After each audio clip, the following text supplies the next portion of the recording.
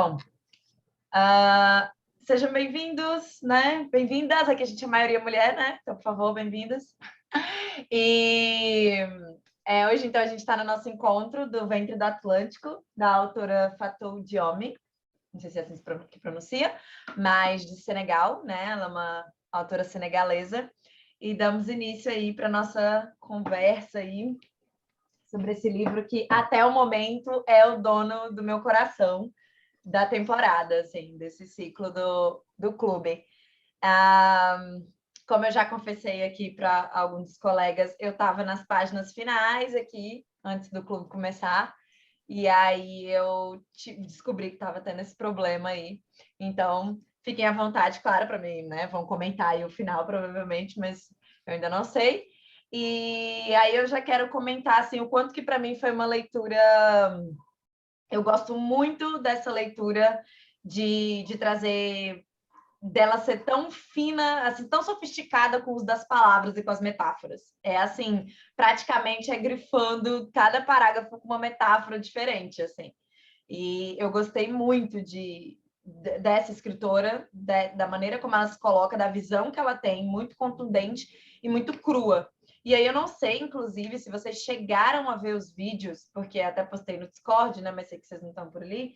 Mas ela teve uma participação um programa de auditório na França há alguns anos. E assim, eu acho que até vale a pena, eu poderia compartilhar e colocar, porque é um vídeo até legendado, assim. Ela é muito crua e cortante sobre a situação da xenofobia, assim, da imigração. Aí tem até um branco na frente dela e ele fica assim, tipo... E ela, não, deixa eu falar. E aí foi um negócio que foi impactante, assim, até ouvi falar que ganhou uma visibilidade essa participação dela, assim, porque dá para ver que ela tem uma crítica muito severa a essa questão. E ela, nesse programa francês, assim, dá o recado de maneira muito, assim, aí eu pude vê-la, assim, realmente no livro, assim, então muito legal. Estou bem apaixonada por essa mulher, assim. É isso, começo dizendo isso. Mas, Jéssica, tem elementos autobiográficos no livro? Não cheguei a pesquisar nada sobre ela, nem sobre o livro. Então, eu estou supondo que sim. Estou supondo que sim, porque pelo papel dela, pela fala, não me parece que é uma questão só, sabe, que ela pesquisou o tema, sabe? Ela realmente estava nesse programa e tem uma hora que ela realmente diz: ah, e assim, se acostume, porque eu vou ficar aqui. Tipo, a gente vai ficar aqui, né? Tipo assim, se você está achando que a gente não vai estar aqui, a gente vai estar aqui, né? Então então assim, em alguns momentos até nas últimas páginas mesmo, né, que eu vi mais esse olhar dela da personagem, né? Se colocando, contando aquelas coisas lá como é que eu diria? Dessa relação com a França, né? Essa relação, assim, essas metáforas mesmo que coloca, né? Todo esse lugar que pensam dela, que esperam dela de salvar a família lá, né? Então, ela se colocou um pouco mais nesse final. Antes, ela comentava que era uma grande expectativa de toda pessoa que tinha uma família, alguém que é de fora, né? E no final, eu vi ela colocando mais ela nesse texto, assim, do negócio dela sentir a comunidade, né? Julgando, esperando que ela gastasse todo o dinheiro dela ali, né? E sempre pensam mal, não tem jeito, né? Ela é egoísta, individualista, né? Então a narrativa nunca dá autoridade para ela dizer que aquilo é verdade, né? Tipo, não, é você que tá querendo escapar da sua família, da sua tribo, né? Que não quer contribuir.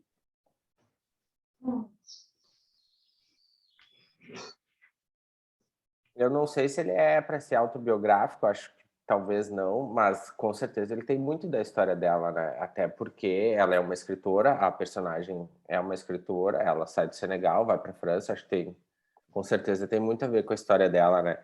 E até no livro não fica claro se de fato ela participa de um programa de TV, que o cara acha que viu ela, pelo menos não me lembro, né? Mas acho que ela chegou a participar, né? Ela estava tendo um razoável sucesso, ou enfim, estava tendo um reconhecimento na França, né? Começando esse reconhecimento. Sim. Esse programa, porque ela cita exatamente que ela foi para esse programa, né? Um programa de literatura. Ah, foi a primeira vez que ele viu um programa de literatura até o final, né? Esse, não sei se surgiu esse tema durante, mas não parece. Parece mais... Sabe esse programa de auditório? Tipo um Fátima Bernardes, assim, uma coisa assim? Aí ela é uma das pessoas que está sentada na mesa e tem esse tema da imigração. Aí parece que ela está discutindo com pessoas que acham que a França tem que estar fechada, né? Que não dá para ficar recebendo esse mundaréu de gente. E aí ela, pá, cara, mas é mesmo pá, assim, é tipo, tá porra, parabéns. Eu gostei muito de como ela colocou mais pro fim, bem mais pro final do livro, né? Quando tem a da comemoração dos senegaleses em Paris, que a polícia já vai cortando e tal. E depois, tipo, penúltima página, como ela fala da segregação que ela sofre na França e compara com o racismo, ou com a escravidão, como se fosse escravidão moderna, sabe? Uhum. Eu achei bem de acordo, assim, faz muito sentido, assim, bem... O poema, né? Eu acho que é um pouco... Ela fala o poema é ótimo, né? O segundo que aparece, né? Uhum. O primeiro também, mas o segundo é muito bom. E logo depois do poema, eu acho que ela fala, assim, do que acontece, da segregação, até por causa de doença, que ela tem que fazer exames periódicos, e que ela foi aprovada que a saúde dela estava boa para ficar na França, sabe? Uhum. E que ela retoma que escravo doente não era comercializado, que, sei lá, sabe? Ela retoma esse da escravidão antiga e coloca como a escravidão dos dias de hoje, sabe? Achei bem interessante. Estou tentando procurar aqui, mas até não acho. Sim, sim. Essa parte é até uma frase que acho que a gente já usou em outros momentos, né? Perceber esses códigos, esses elementos que de alguma forma hoje substituem práticas de exploração e escravidão do outro, de controle, né? Do outro, assim. Essa que você falou um negócio, Gustavo, que eu lembrei agora. A gente se associou aqui a um clube recentemente, né? E aí essa coisa dos corpos, né, das doenças do check-in. Eu realmente, assim, não sei se vocês já têm até se vocês sabem alguma justificativa sobre isso, mas eu costumo achar engraçado, porque, tipo assim, o corpo dos associados, então, tem mais tempo de pureza, né? Porque o associado, ele faz o exame médico, o exame tem duração de, tipo, uns meses.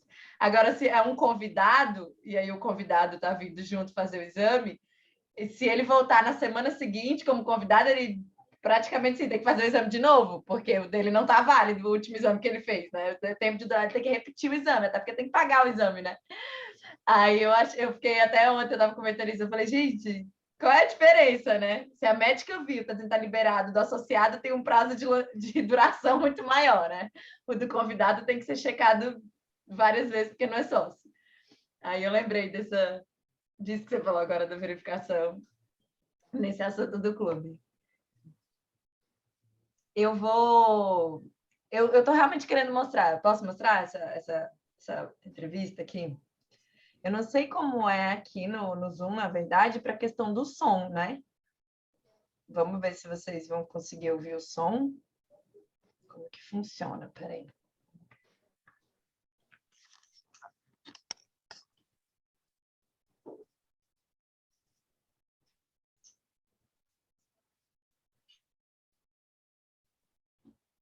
Pera, eu vi.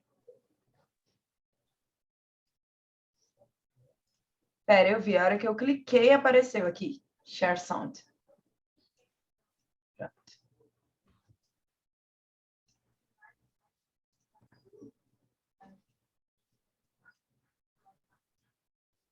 Ó, são esses 3 aqui, tá? Então, é 6 minutos, né? Aí vai um de cada vez que eles fizeram cortes.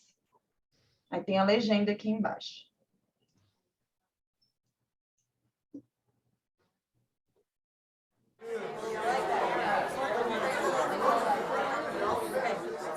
Quand quelqu'un part, c'est comme quelqu'un qui est élu, choisi, peut-être le plus débrouillard. Et il y a tout un clan ou toute une famille qui pose son espoir sur cette personne-là. Monsieur, là, je vous vois bien habillé, bien nourri. Si vous étiez affamé chez vous, peut-être que votre famille serait ravie d'imaginer que vous pourriez aller gagner de quoi faire vivre les autres. Donc c'est aussi une solidarité qui est en œuvre. On laisse partir quelqu'un, on compte sur lui. Vous allez me laisser terminer. Et Schengen, entre guillemets Schengen, ça me permet d'être invité aux Pays-Bas, monsieur, donner des conférences dans vos universités. Quand ils trouvent que mon cerveau est convenable, là, ils l'utilisent. Par contre, ils sont embêtés à l'idée d'avoir mon frère qui n'est pas aussi diplômé que moi et qui pourrait avoir peut-être envie de travailler dans le bâtiment. Donc, vos pays deviennent schizophrènes. On ne peut pas trier les gens comme ça avec les étrangers utiles et les étrangers néfastes. Et la deuxième chose que je veux dire aussi, c'est que les Européens, là, on voit des Africains qui viennent, d'accord? Ce mouvement, ce déplacement de population, on le voit. Mais on ne voit pas le mouvement des Européens allant vers les autres pays.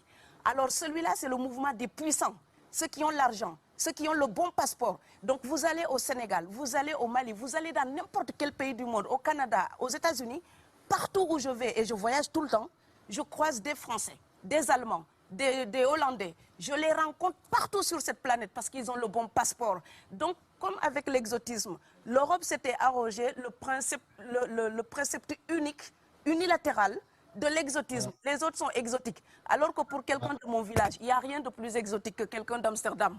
Maintenant, pour l'étranger aussi, pour les voyages des temps modernes avec la mondialisation, quand les pauvres viennent vers vous, il y a des mouvements de foule qu'il faut bloquer.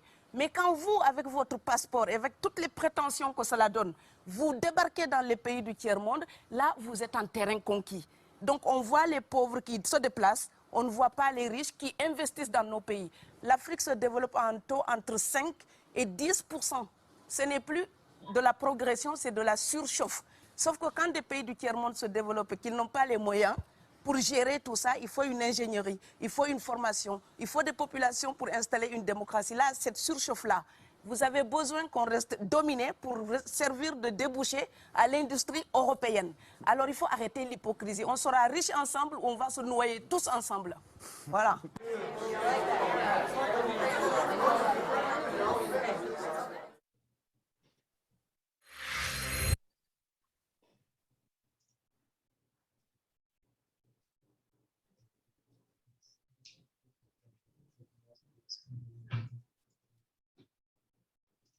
Un air d'étranger est considéré depuis quelques années, on a une espèce d'abus de langage qui a introduit des amalgames. Au jour d'aujourd'hui, toute personne typée avec un air d'étranger est considérée comme immigrée. Tous les étrangers, en tout cas toutes les personnes d'origine étrangère qu'on peut rencontrer en Europe ne sont pas forcément des immigrés. Donc il y a des gens qui sont normalement protégés par la Convention de Genève pour les réfugiés. Ces personnes-là, quand on ne les accueille pas normalement, ils viennent dans les mêmes mouvements que les immigrés économiques. Donc quelqu'un qui fuit la guerre, ce n'est pas la même chose que quelqu'un qui cherche du travail. Quelqu'un qui fuit la guerre est protégé par la Convention de Genève. Et quand on a parlé ici à l'époque, je ne veux pas remuer les mauvais souvenirs, mais ministère de l'immigration et de l'identité nationale, on a fait des réfugiés, presque des coupables de droit commun, comme un voyageur qui ne respecterait pas les lois internationales pour le visa, donc l'autorisation d'entrer dans un territoire. Or, quelqu'un qui voyage librement peut respecter ces choses-là. Quelqu'un qui fuit la guerre pour survivre n'a pas le temps de respecter ces choses-là. Or, aujourd'hui, on met l'amalgame et on met tout le monde dans le même sac. Je voudrais aussi dire que quand vous êtes Canadien, blanc ou Argentin, et vous venez vous installer en France, vous êtes un expatrié. Quelqu'un qui voyage, qui est libre de voyager. Et si vous êtes africain ou indien ou afghan, vous venez en France ou en Allemagne, vous êtes l'immigré, peu importe les raisons pour lesquelles vous êtes là. Et donc cette représentation de l'autre, l'Europe doit corriger son regard si elle ne veut pas encourager la xénophobie. Parce que la représentation qu'on se fait de l'autre alimente ensuite le repli sur soi, le rejet. Donc voilà, voir quelqu'un qui est en règle, essayer de savoir d'où vient cette personne, pourquoi cette personne vient. Ça, les Européens ne se demandent même plus ça. Ils vous croisent, vous êtes étranger, vous avez l'air étranger, vous êtes venu pour la tarte à la crème. Non. Donc l'Europe doit se respecter davantage. On ne vient pas que chercher du pain. On peut venir aussi pour la liberté, pour la démocratie, pour la culture européenne. Donc l'Europe aussi nourrit un vrai mépris d'elle-même en pensant qu'il n'y a que l'alimentation qui amène les gens. Elle n'a que ça à proposer. Je pense qu'elle a plein d'autres choses à offrir.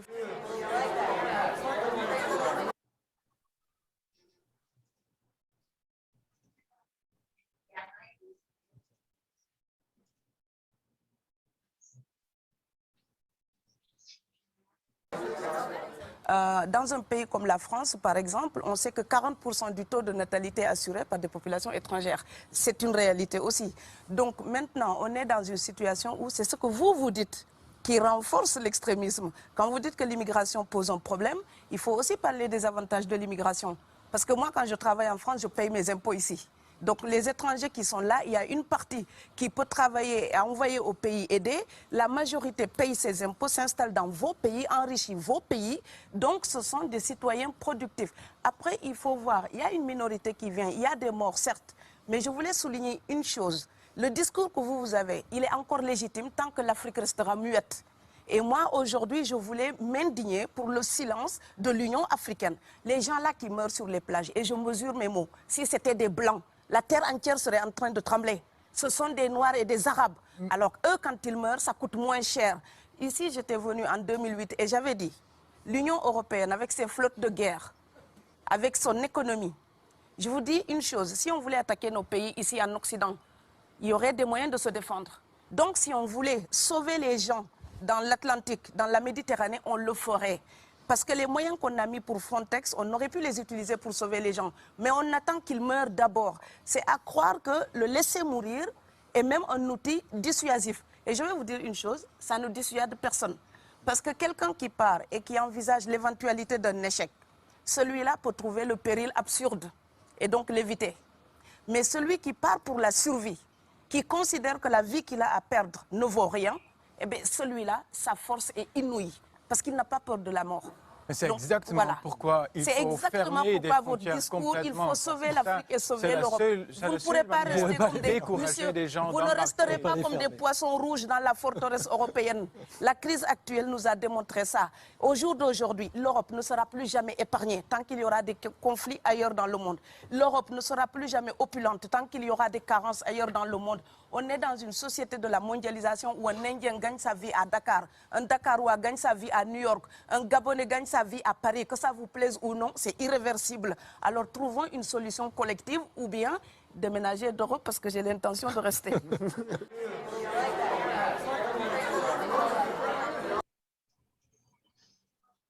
Ai, como é que para aqui? That's it. Bom, né? Eu achei bem bom. Achei bem bom. Aliás, eu me arrepio a hora que ela fala que vocês ficam deixando as pessoas morrerem como se isso fosse algo que vai impedi-las de vir. A força dessas pessoas é Eita, tinha alguém na sala de espera. A força dessas pessoas é inimaginável, né? Quando elas não têm nada a perder. Que, aliás, é um discurso muito parecido com essa coisa que a gente fala até das relações de desigualdade, né? Assim, dentro do próprio Brasil, inclusive, teve uma hora que eu pensei nisso, né? Enquanto eu estava lendo, eu pensei nessa relação de quem sai do lugar para encontrar esperança em outro lugar, porque o livro trata muito disso, né? E eu fiquei pensando nessas relações que a gente tem dentro do nosso próprio país, né? De quem sai, enfim, da borda de uma cidade central, né, do entorno, para ir para a capital, né? De quem sai de uma região dentro do clichê aqui do Nordeste para tentar a vida em São Paulo, né? Então, assim, essas pessoas, a vida delas não tá legal, né? Elas estão indo para realmente... E aí me lembra também uma vez que eu estava no aterro sanitário aqui em Brasília, fazendo uma pesquisa, acho que eu até falei com vocês numa reunião, que eu fui na UNB, né? Minha primeira professora do primeiro semestre levou a gente no aterro sanitário aqui da Estrutural, que é a cidade que concentra o lixo todo de Brasília. E aí a gente foi lá justamente num trabalho de antropologia para entrevistar as catadoras de lixo e os catadores. E aí uma delas, várias, mas uma delas falou na entrevista para mim que ela estava muito satisfeita, muito satisfeita, porque ela estava conseguindo ganhar um dinheiro e mandar para a família que de outro jeito ela não conseguiria. E assim, era um ambiente totalmente deplorável, né? Tipo, até para a gente se manter lá, né, fazendo a entrevista era difícil, porque o cheiro é absurdo, você está em cima do lixo, né? A gente entrou lá, de fato, então você está num mundaréu, assim, cheio de lixo, você está andando em cima do lixo, então elas estão catando os lixos, correndo risco, né, porque a máquina vem, tanto é que tem história de gente, né, atropelada nessa história também lá, corpos que ficam lá no lixão, né, porque o catador escurece, ele continua lá, não tem luz, às vezes vem uma máquina dessas de noite, enfim... Mas, na realidade dela, ela estava contente. Ela estava contente. Ela achava o trabalho de boa, razoável, e permitia que ela mandasse dinheiro para a família. Aí eu, tá, beleza.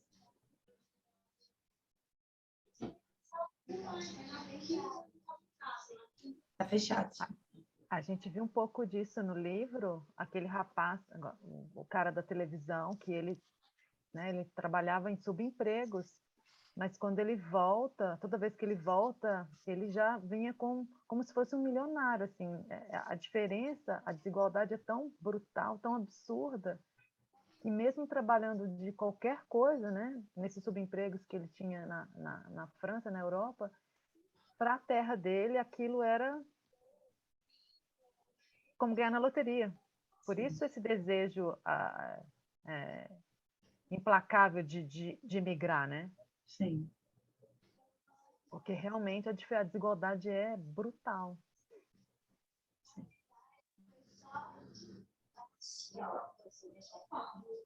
E a gente percebe muito aqui no Brasil também,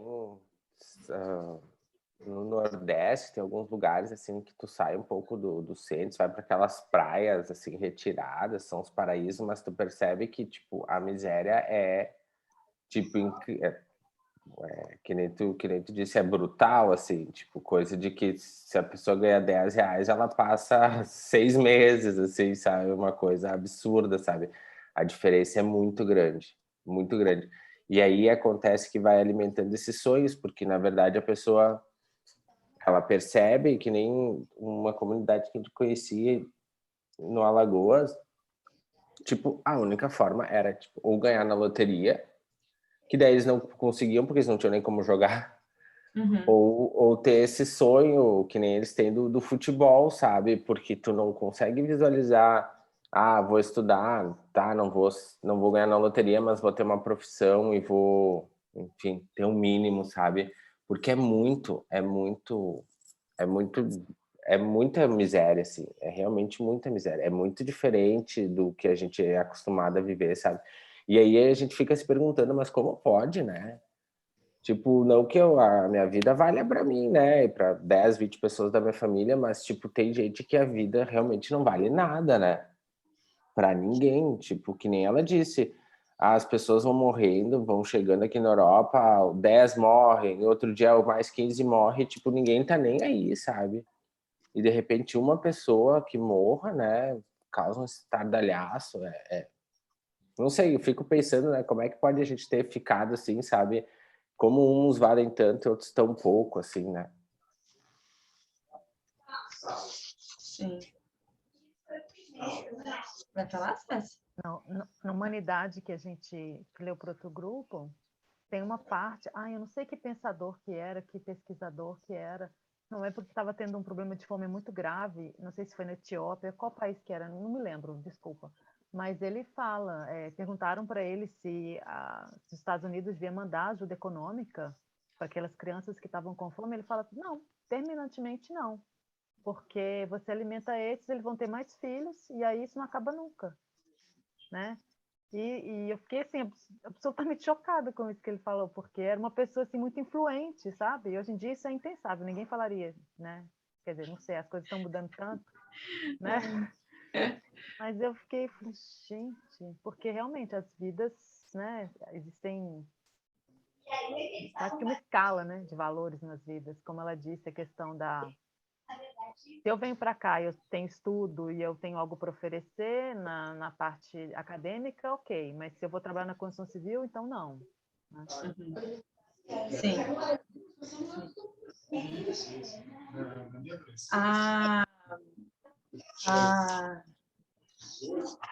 Calma aí, deixa eu mutar a Cécia, quando ela quiser falar.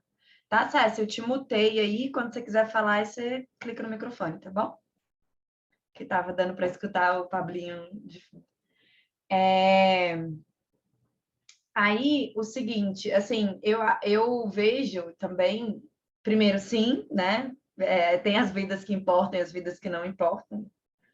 E assim, eu também senti um negócio lendo esse livro, que foi... Porque eu tenho a sensação que dos livros que eu fui lendo até aqui, e talvez por eu estar em outros grupos de leitura só de autoras mulheres, então esse ano eu li muita estou lendo, né? Muita mulher.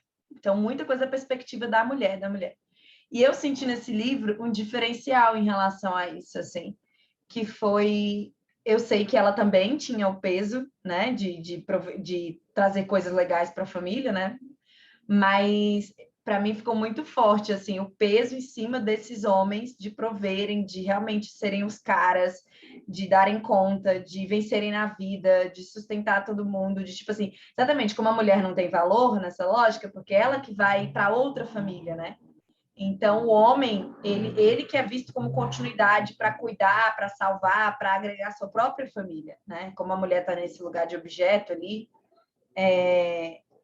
eu senti um lugar, eu consegui sentir isso, um lugar de pressão mesmo, de saúde mental, assim, muito forte, sabe? Em relação, qual é, se a gente, né, tem visto muito, qual é o valor da mulher?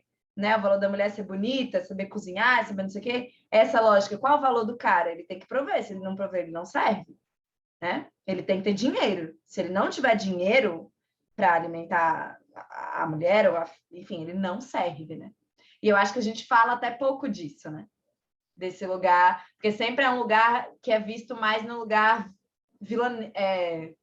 ruim da coisa. Tipo, o cara não faz nada, os caras não têm impressão de beleza, de não sei o quê, de servir, mas os caras só estão aí provendo e se achando os tais, né? Mas tem um lugar em condições mais vulneráveis, onde você não é esse cara que, sei lá, trabalha na multinacional e é rico, passa o dia inteiro fora trabalhando, e quando você chega, você quer que sua esposa esteja maravilhosa, impecável. Tem um lugar desses homens, né? De periferia, de situação vulnerável, que cara, sai de casa de manhã e não sabe se vai voltar com dinheiro para a mulher e o bebê comer, né? Não, E, assim, eu fiquei muito... Isso eu consegui sentir mais nesse livro, assim. O lugar do valor deles associado à pressão também, né, de sustentar outras pessoas, né? Isso me lembra até uma vez que eu li uma reportagem de... Isso já aconteceu algumas outras vezes também, mas a primeira vez que eu li eu fiquei muito chocada. Que é tipo isso, né, do homem ter uma associação tão grande de ser o provedor e dar boas condições para a família, que quando ele perde um emprego, assim, que era o que sustentava a família, ele se mata, né? E não só às vezes, como já tem história, mata a si e envenena os filhos e a mulher, né? Porque é humilhante demais a ideia de não conseguir cuidar, né? De não prover, de não garantir a comida. Ela coloca 2 casos, se eu não me engano, no livro, né? Um daquele, acho que é Moça. Não, Moça era do outro livro, né? Não, mas tem o moço aqui, tem Moça aqui também. tem. Uhum. Que fala, enfim, que ele foi, tentou, não deu certo, então pela vergonha de não ter dado certo, né? Pela honra queimada, ele tirou a própria vida. E tem um caso anterior também, que eu não me lembro bem, que ela fala também que eles viraram golfinhos e tal. Sim. São 2 casos de pessoas que tiram a vida justamente por essa pressão que tu coloca. Por essa questão que tu coloca, de eu tenho que ser o provedor, e se eu não sou o provedor, eu não sirvo. Basicamente é essa a percepção que parece que eles têm lá, sabe? Eu não tenho valor na comunidade, né?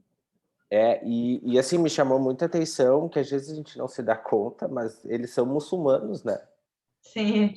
Porque para nós, muçulmanos é os afegãos malucos, né? Então, mas tem muito muçulmano. Exatamente. E essa questão da poligamia, assim, se tu for ver, nos anos 2000, né, tão recente, né, como a gente não sabe nada do mundão, né? Cara, aliás, eu não entendo, o nível de eu não entender nada de futebol é justamente esse nome do Maldini, para mim era um nome qualquer, uma ficção, botaram o nome lá. Quando apareceu o Zidane na mesma linha do Maldini, aí eu, opa, tô achando que é real. Aí eu fui pesquisar o Maldini, Maldini existe, né? Existiu, sei lá, não sei se morreu. Aí eu desconfiei que era real o rolê. Porque até então, para mim, era um personagem qualquer inventado de futebol lá. Tava nem tchum. Ai, ai. Eu acho que essa questão que você levantou é muito importante, assim, porque realmente o patriarcado, né, ele tem um impacto, o patriarcado e o machismo, sobre os homens, né, que a gente... Tem até um documentário que passou tem um tempo, ficou muito na moda, eu já esqueci qual que é a pele, não lembro mais. A máscara que eu visto. The Mask You Live In. A máscara aí. Que fala justamente sobre isso. Mas um ponto importante, voltando à questão lá da imigração, que eu lembrei agora, aquele que trabalha de segurança, não lembro de nenhum nome, tá, gente? São muitos personagens. Aquele que trabalhava de segurança, não sei se era no supermercado, e ele também selecionava as pessoas, né? Ele olhava assim, não, esse aí não tem dinheiro para, nem pode, né? Consumir como um branco, e também se está aqui é porque vai roubar, porque não vai ter dinheiro nunca para pagar o que está sendo pedido, né? Então eu fiquei bastante chocada, porque realmente acontece isso. Aqueles que ascendem um pouco, às vezes olham para baixo, né? Sim, lembrei. Agora eu lembrei, eu estava sem lembrar, agora que você falou, eu lembrei. Que aí ele começa digamos, ter alguma espécie de... Nossa, até lembro disso, de gozo, né? Assim, um gozo de quem está fiscalizando e quem está servindo o patrão, né? Tipo, tem uma parada dessa mesmo, eu lembrei agora. Não, as coisas se... Inclusive, quer falar, César? Pode falar. Abre o microfone. Não, tá fechado. Seu microfone tá fechado, amor.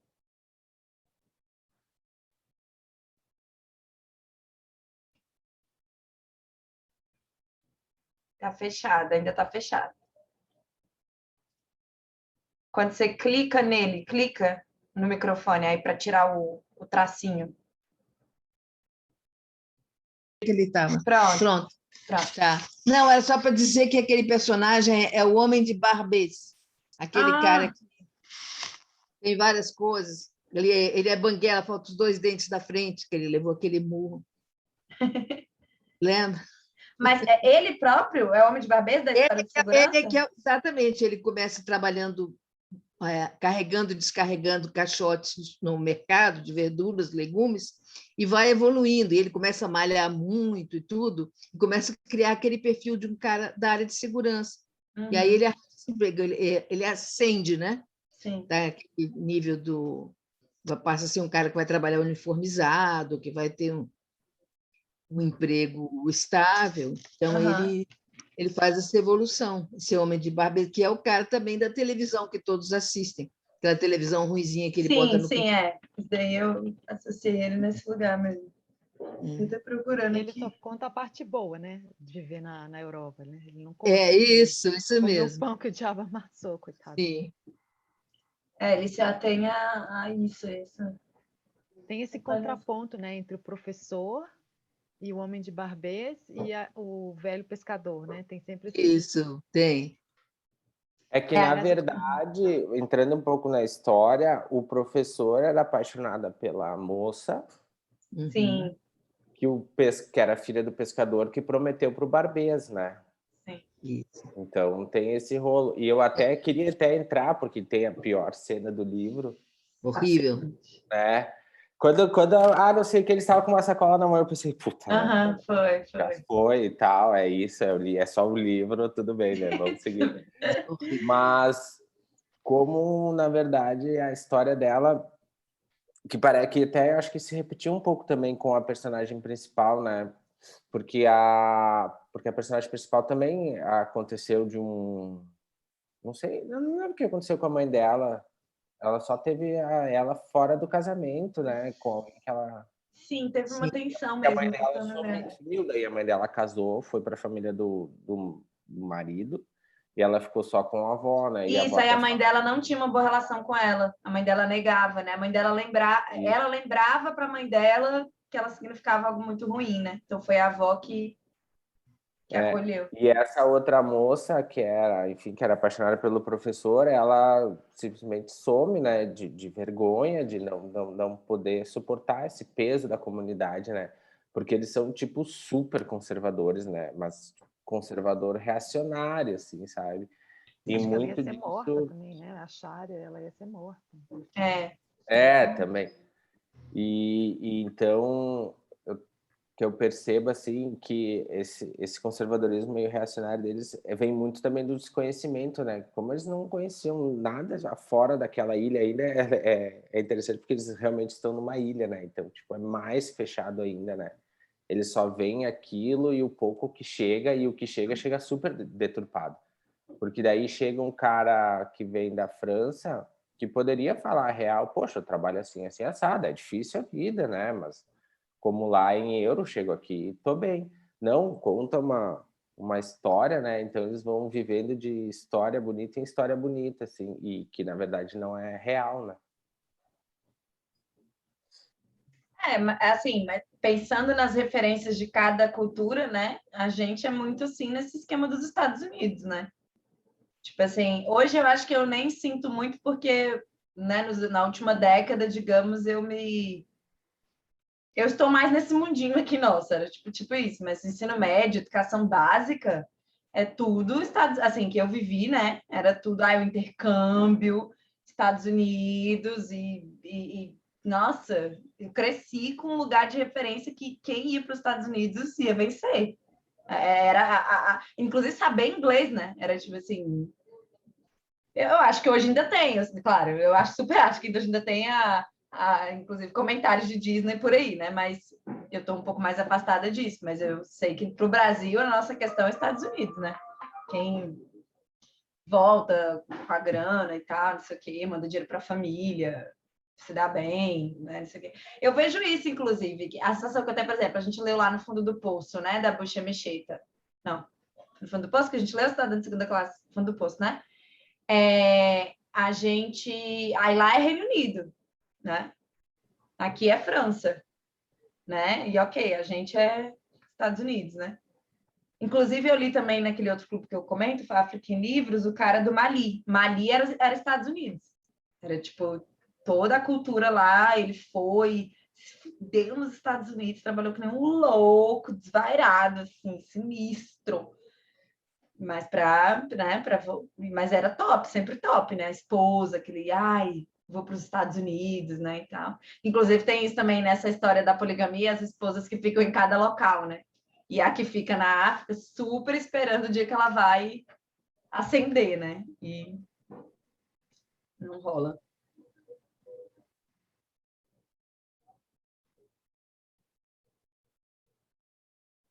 Tem trecho bacana que ela fala da colonização da mente, gente, não estou achando aqui.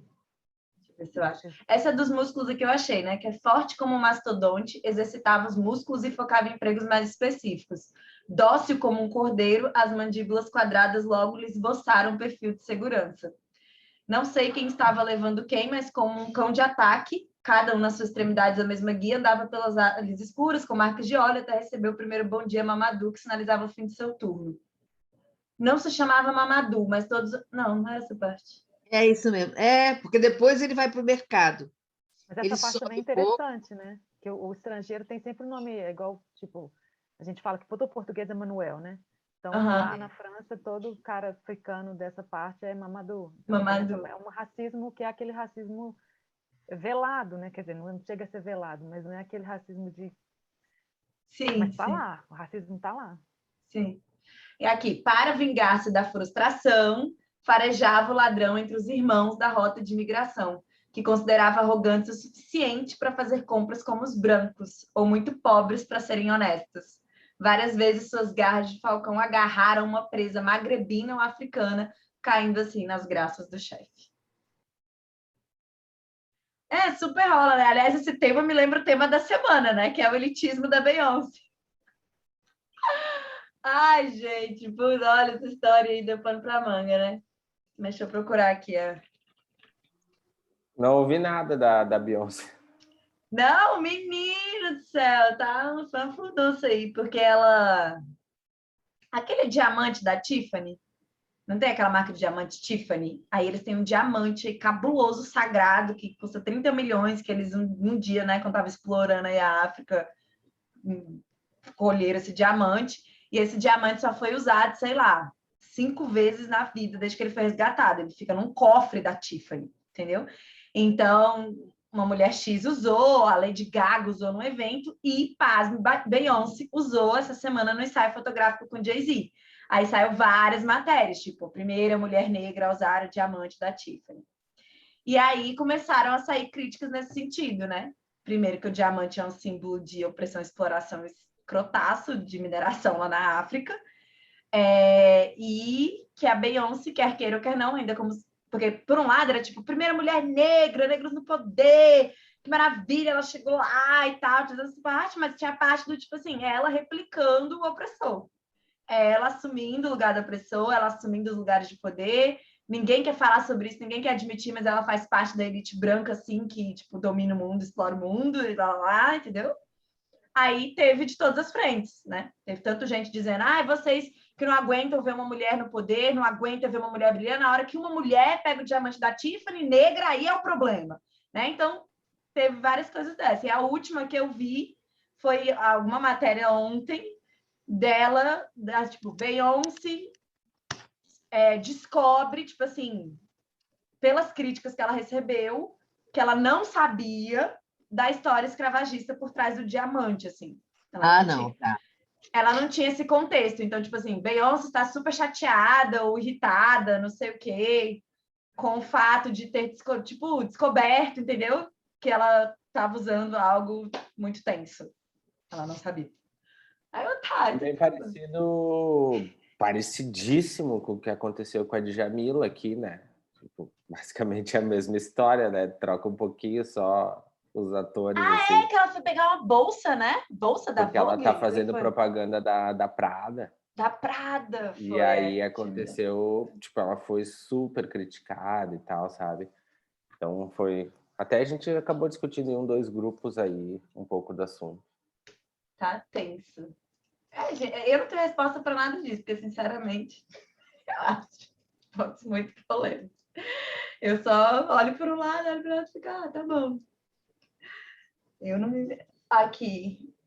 Eu dei um Ctrl F em colonização. Na verdade, eu faço isso aqui, né, no Kindle, mas...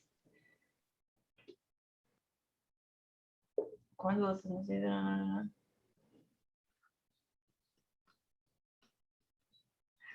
sim, essa parte é muito boa. Não sei se é essa que a colega estava falando, né, Xênia? Mas quando ouço as notícias, percebo que os falsos devotos estão invadindo o país. Para propagar a doutrina, eles criam institutos sob a fachada de ajuda humanitária e abrem escolas árabes que chegam até as áreas rurais. Mas são espertos, não se expõem. Quem cuida de tudo são as pessoas dominadas por eles.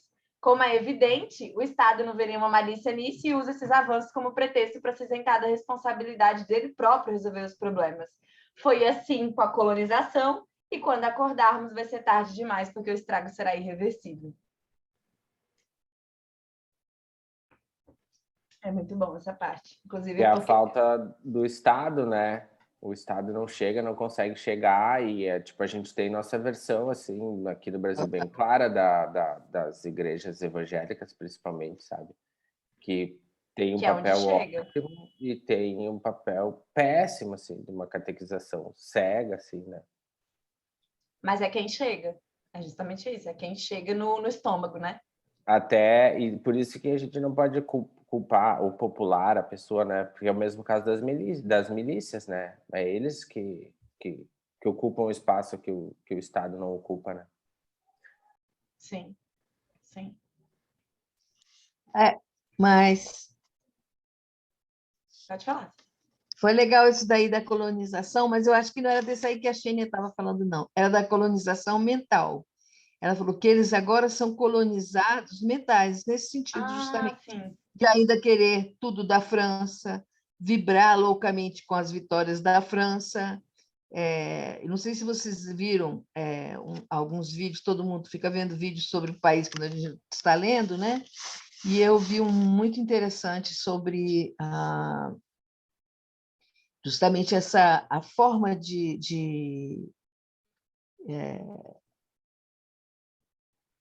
Não, eu queria falar outra coisa. Agora eu vou falar da religião. Que também tinha ficado de falar quando o Gustavo comentou.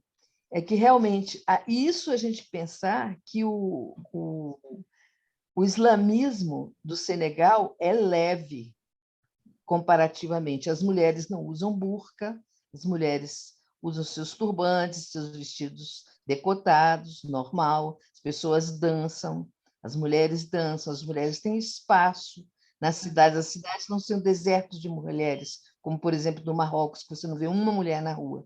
A maior parte desses países realmente muçulmanos fortes. E ainda assim é dessa maneira, né? as meninas são massacradas, né? Os meninos têm esse papel aí pesadíssimo também, né? E as meninas são massacradas, esse tipo dessa poligamia. Não é uma brincadeira também, essa reprodução alucinada, né? Porque cada mulher vai ter que ter filhos e ela só tem valor quando tem um filho homem, então ficam nessa porfia de cada uma querer ter mais filhos homens, dar mais descendentes, embora seja todo mundo para depois ficar morrendo de fome. Mas, bem, essa religião muçulmana no Senegal, diz que hoje em dia 95% da população se diz de religião muçulmana, e ainda assim o Estado é laico. E ainda assim tem espaço para falar das superstições de gurus, disso, daquilo, tem esse espaço. E imagina, esse é uma religião muçulmana leve, né? E também a religião muçulmana no Senegal serviu para plasmar o orgulho nacional. Quer dizer, toda a ideologia que fez que levou à libertação do Senegal, libertação da França, foi toda uma ideologia baseada de raiz muçulmana, na raiz muçulmana. Então, assim, eles tiveram aquele sheik que é o herói nacional, que foi uma espécie de um Gandhi, que desde 1913 estava lutando para conseguir que eles tivessem uma postura de confrontação civil, revolta civil, sem armas, que fosse uma coisa pacífica. Então, é toda uma outra maneira de fazer a coisa. E eles também têm aquela mesquita belíssima que foi para comparar-se a Notre-Dame de Paris. E, de fato, ela é extraordinária. Cabe 7.000 fiéis ao mesmo tempo. É de uma beleza. Se vocês entram nos sites que tem isso, é de uma beleza essa mesquita assim, alucinante, estonteante. E realmente e foi como as catedrais europeias. Começou a construção em 1800 e tanto, e só vai terminar em 1963, já depois de eles libertados, que eles se libertam em 1960. Né? Então, assim, a presença muçulmana lá é esmagadora, mas, ao mesmo tempo, comparativamente com a religião muçulmana em outros lugares da África e do Oriente Médio, é leve, comparativamente. Pô, legal, César. Né? Mas você falou, inclusive, de um... Pode falar, Chico. Interessante a César lembrar isso, porque no livro realmente eu fiquei chocada com essa parte, assim, porque eles são muçulmanos, mas ao mesmo tempo tem os feiticeiros, né? Eles fazem simpatias e não... Porque em outro livro que eu li, acho que foi Baratas, tem a questão do catolicismo e a religião matriz lá é vista como algo ruim. Eles renegam aquilo, não querem saber daquilo. E nesse livro, não. Eles convivem com isso, igual a gente convive um pouco aqui, né? O católico que vai no terreiro, que faz simpatia, então tem aquela qual que é a palavra? Aquela tolerância, vamos dizer assim, com a religião de fato de lá, né? Original de lá. Sim, sim. Eu queria comentar uma outra coisa, que no começo do livro eu achei tão bonita aquela árvore de histórias, onde a população do local se reúne, toma as decisões, e achei que, nossa, que legal, né? O papel da comunidade, como que é importante isso justamente pela falta do Estado. Mas depois eu fui vendo como que aquilo era asfixiante, né? Como que o coletivo ali, como cada indivíduo ali tem um papel, e se não cumpre aquele papel, ele é eliminado. Né? Então, voltando para a humanidade, que é o livro que eu estava lendo, essa questão do coletivo e do individual é uma coisa que é própria da natureza humana, assim, de como a nossa sociedade se organiza, porque cada um tem um papel para a sobrevivência de todos, mas ao mesmo tempo tem os desejos individuais. Então, eu achei isso muito, muito bacana no livro, assim, porque se por um lado a comunidade lá é importante e tem essa parte bonita deles tentarem resolver os próprios problemas de forma autônoma, tem a questão do indivíduo que não serve para nada se você não cumpre aquele papel que eles esperam de você, tanto as mulheres quanto os homens. Sim. Esse eu acho que é um dos Para mim é um dos desafios da humanidade mesmo, assim, porque é muito complexo, é muito. Onde tem coletivo, precisa ter papéis definidos. Um grupo não tem como andar junto se não tem regras para o grupo caminhar, né? Porque se dentro de um grupo, exatamente, se um quiser ir para a direita e outro para a esquerda, para onde o grupo vai, né? Então, é ônus e bônus, né? De andar junto. Para andar junto, você tem que abrir mão, assim, de... Só que é isso, para uns vai ser muito mais sufocante do que para outros, né? Assim, dependendo de para onde se está caminhando, né? Então, eu acho realmente muito complexo. Inclusive, para mim, eu tenho um discurso muito de coletivo. Isso costuma estar na minha fala, né? Assim, eu fiz teatro, sou muito coletiva. Então, no trabalho, eu sofro muito com isso, porque eu sou muito coletiva. Assim, num lugar de...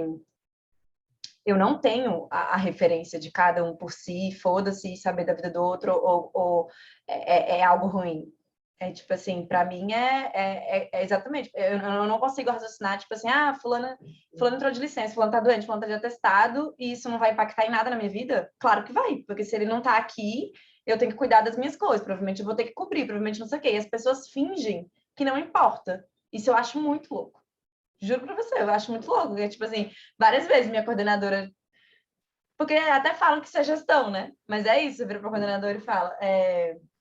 Então, deve ser. Fulano não tá aqui hoje. Porque, inclusive, você vê isso, né? Fulano não veio. Pois é, Jéssica, entrou de licença, acho que volta no final de semana que vem. Eu fico, que louco. Parece que até, tipo, por que você tá querendo saber da vida do fulano?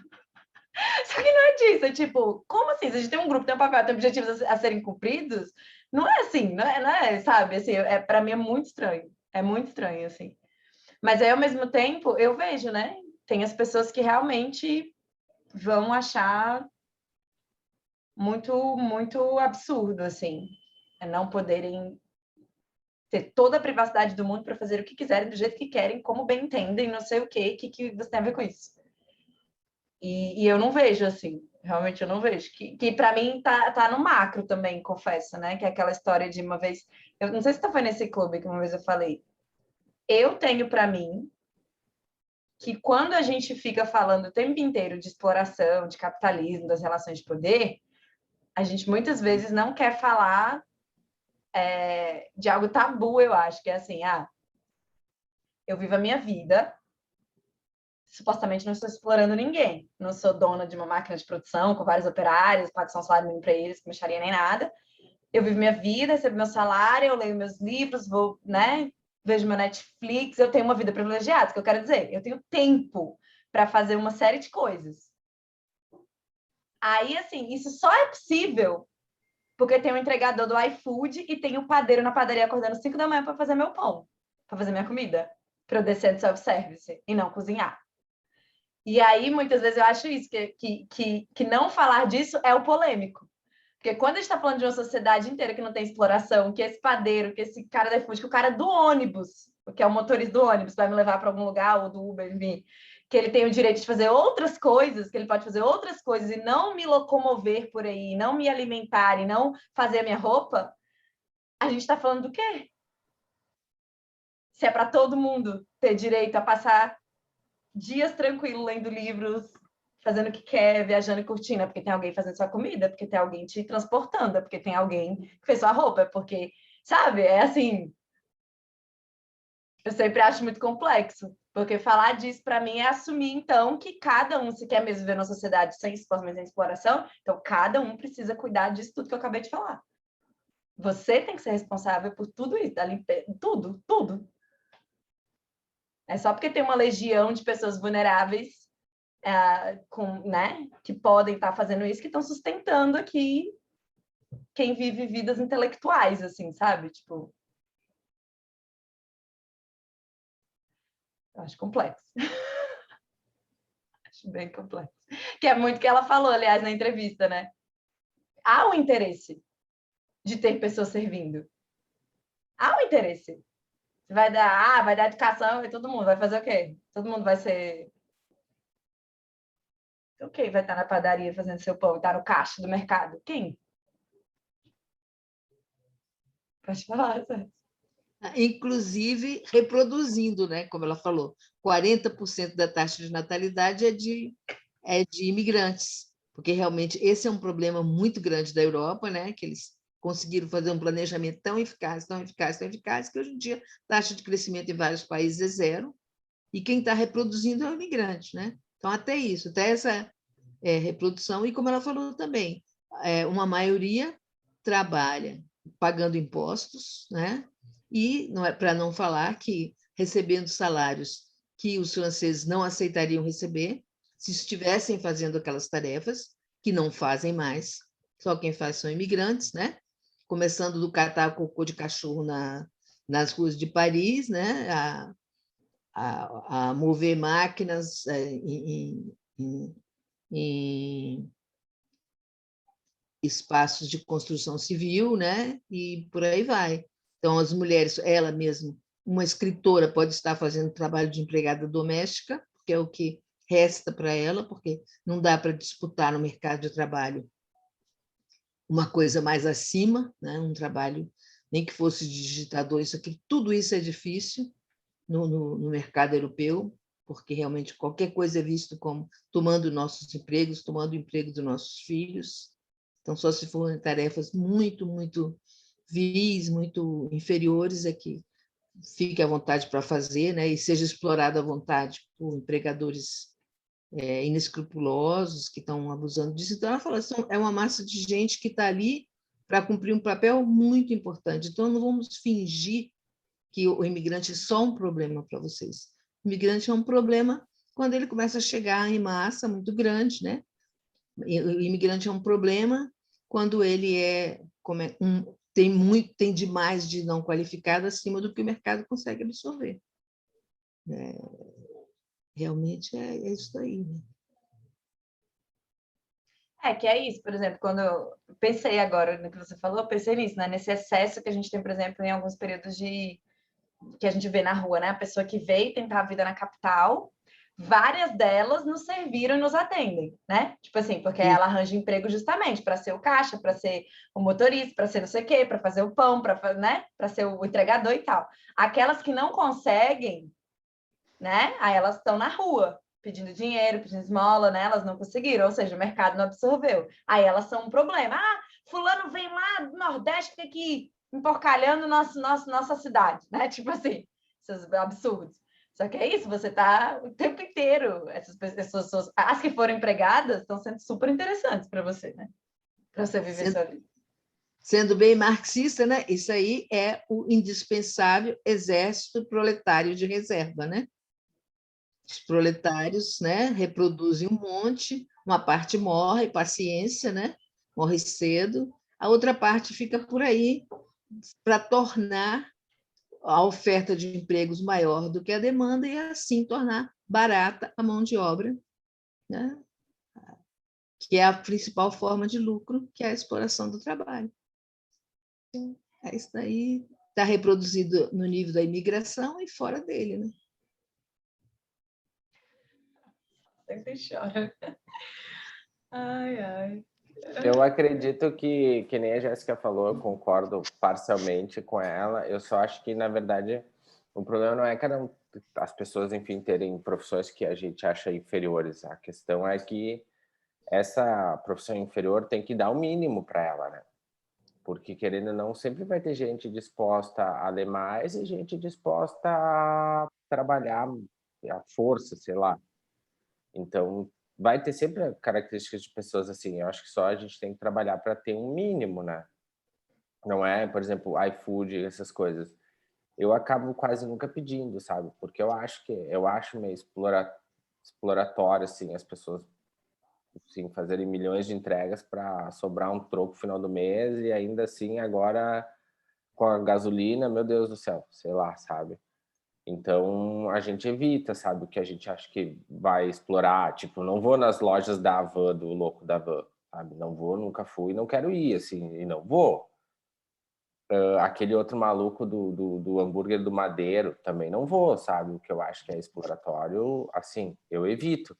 Mas não adianta a gente fazer essas pequenas revoluções, assim, sabe? Tem que ser alguma coisa ampla, completa. Não adianta eu deixar de ir lá na loja da Van, que ia gastar lá 100 pila, sabe? Tem que ser alguma coisa política mais ampla para dar essa base para todos. Sim.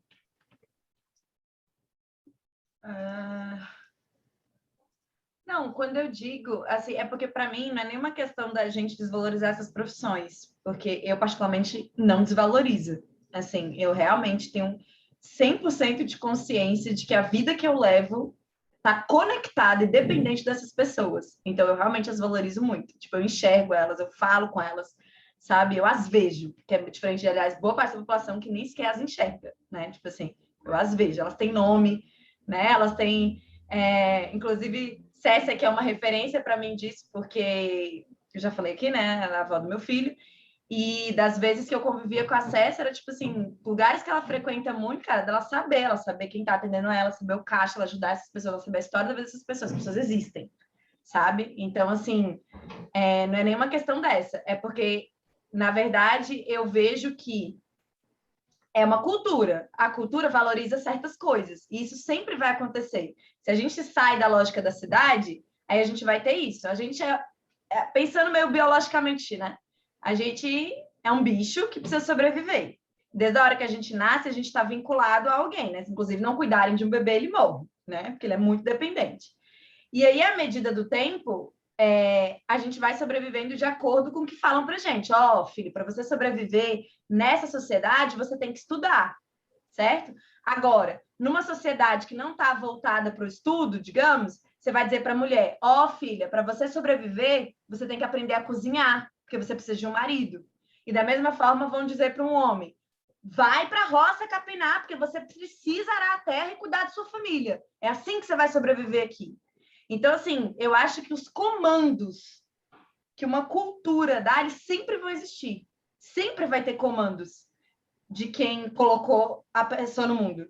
Ou vai ser estuda para você ter um futuro, ou vai ser cozinha para você ter um futuro, ou seja, vai arar a terra, vai aprender a ser pedreiro para você ter um futuro. Algum comando vai existir, porque a gente precisa sobreviver.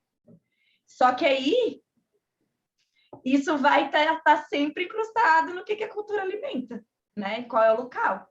Então, ok, se eu vivo numa cultura em que é possível dizer para uma mulher, estuda, porque hoje nessa cultura, se você estudar, você vai sobreviver também, não é só uma questão de cozinhar, então beleza, então vai estudar, porque hoje é possível que isso aconteça, que você consiga ascender se você estudar.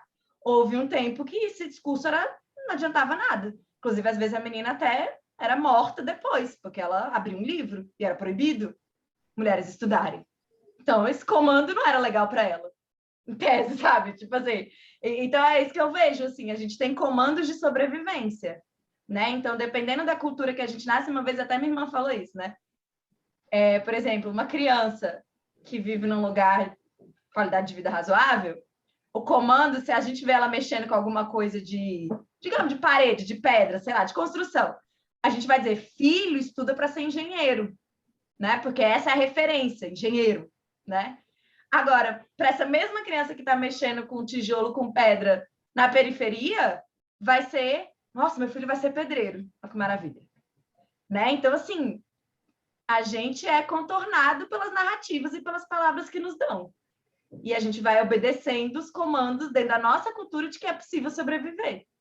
Então, isso ao meu ver, é uma coisa realmente finita, né? Assim, você se adapta, se rebela, mas até para se rebelar você tem que ter uma outra tribo para ir, né? Que concorde com que nem uma mulher, eu me rebelei, eu não aceitei isso, então eu fugi da minha família e fui virar doutora acadêmica não sei aonde. Alguma outra cultura teve que acolher esse discurso dela de sobrevivência, né?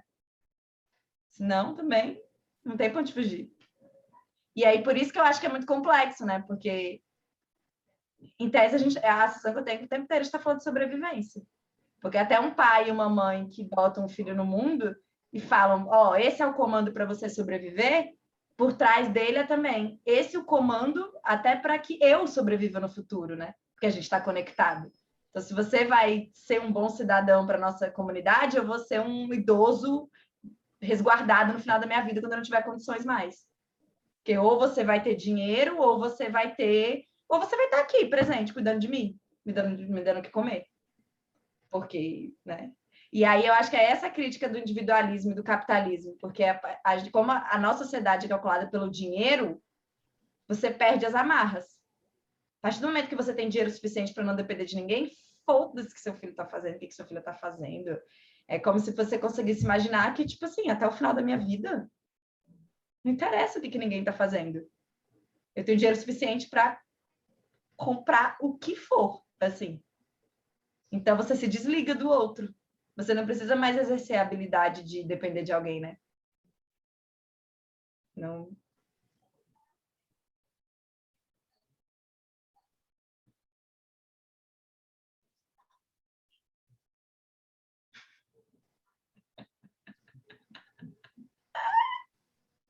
Não sei se funciona muito assim, não, viu? Eu acho que está todo mundo perpassado pelo ambiente onde vive, pela comunidade onde vive. Você vê isso até no Antifrágil, né? Quando ele coloca lá das pessoas ricas e tal, que tem que sempre atender expectativas. E ele tenta fugir um pouco dessas expectativas, é quase um parasocial, o Taleb. Ah, você está falando que o rico não se porta com ninguém? Você não acha que é bem assim? É isso? Não é bem assim que as coisas acontecem, não. Acho que essa liberdade, essa dicotomia entre, né, comunidade, liberdade, individualismo e sociedade, ela é uma coisa muito, muito mais... Não, eu não quis dizer isso, não, nem quis dizer generalista, inclusive, porque às vezes, às vezes as pessoas não têm empatia com gente rica, eu falo, gente rica tem depressão, gente rica não teve outras coisas, né? Tipo assim, a pessoa depende, sim, ela precisa de afeto, ela precisa de carinho, ela é um ser humano. Eu tô dizendo que a tendência é normalmente uma tendência, assim, eu acho. Se você realmente precisa do outro para sobreviver, você tem muito mais chance de se conectar com o outro. Pelo menos na minha trajetória, por exemplo, o exemplo que eu dou, na minha graduação. Eu juro para você, eu fiz muito mais conexões e amizades por um fato que parece idiota, mas é o fato de eu não ter carro. Eu não tinha carro, então, para ir até a parada e muitas coisas do tipo, eu fui fazendo amizade com um monte de gente. Porque eu pedia carona. Eu vi a pessoa entrando no carro dela saindo e falei, você pode me levar não sei aonde? Tipo, é uma coisa que parece ridícula na minha vida, mas eu percebo isso como faz uma diferença assim, muito escrota. Tipo, o nível de network, de popularidade que eu me conectei com muita gente porque eu precisava dela, tipo, é outro. As outras pessoas, elas entravam na aula, assistiam a aula, pegavam o carro delas e saíam. Elas não precisavam se conectar ou depender. Assim, sabe? Então, assim, é só uma tendência. Não tô falando que a pessoa que entrava no carro dela e saía, ela era isolada do mundo, não tá cagando pra todo mundo, entendeu? Tô falando a tendência. Eu tive muito mais janelas de experiência para saber do outro, para me conectar com o outro, para, nossa, você também gosta disso, caramba, que legal. Não, até amanhã, valeu pela carona, beijo. Do que com a pessoa que não precisava. Você precisou ir para o mundo, né? Se expor. É um treino, é uma experiência, né? Eu tô falando mais de a gente é exposto a experiências, e eu acho que a pessoa que depende dos outros, ela é exposta à experiência de estar conectada com os outros, ela precisa do vizinho, ela precisa que alguém cuide do filho dela, ela precisa pedir. Quem tem dinheiro muitas vezes não precisa pedir, ele só precisa contratar alguém. Mas deixa eu, já que a gente fugiu completamente do livro, embora não, mas, né? O que a Xenia trouxe, que a gente estava lendo no livro do Taleb, que é Antifrágil, que é bem o que tu está comentando, é da seguinte forma, que o dinheiro, ele na nossa sociedade, é a única coisa que te traz a verdadeira liberdade, que é a liberdade de tu ter a tua opinião, independente do que os outros vão achar, sabe? Então, e isso revela, não da pessoa rica, mas revela nós somos assim, tipo, então, metade das pessoas teriam, com dinheiro ou sem dinheiro, tem essa característica de ser mais individualista, de não estar nem aí para os outros, mas isso é uma característica nossa, que de repente em muitas pessoas está represado porque ela não tem a liberdade de expor. Por exemplo, tu na faculdade, vamos supor que tu pegava carona com uma moça que usava, sei lá, uma bolsa vermelha da marca X. De repente, tu não poderia erguer a mão durante uma aula e falar mal daquela marca ou daquela cor, porque, vou ficar falando mal sabe? Daquilo, pessoa e que me dá depois vou ter carona. que pedir carona, sabe? Então, tu não tinha total liberdade para se expressar. Um exemplo, né? Não, que o dinheiro é a resposta para a liberdade e que eu boto mó fé total, inclusive. Então, acontece isso. E quando a gente depende do outro, a gente, enfim, cabeça mais baixa, respeita mais os direitos de todos. Agora, quando a gente tem a liberdade plena, é que daí a gente sabe quem é quem, sabe? Sabe que eu digo, tipo, Não, eu entendi. quem é bom, quem é menos bom, quem é mais bom e menos bom nessa questão do individualismo, de ajudar o próximo, né? Não quer dizer. Então, e eu tenho muito para mim que tem muita essa discussão, a gente nasce com viés bom, com viés ruim, ou uma tábua rasa. Eu acho que a gente nasce com viés ruim. Porque assim, ó, a gente tem que fazer muita força para se manter no trilho, para se manter, sabe, correto, coerente, não querer passar a perna em ninguém. Tipo, o mundo inteiro gira para te não pagar um imposto, para te fazer um gato de luz, nossa, né?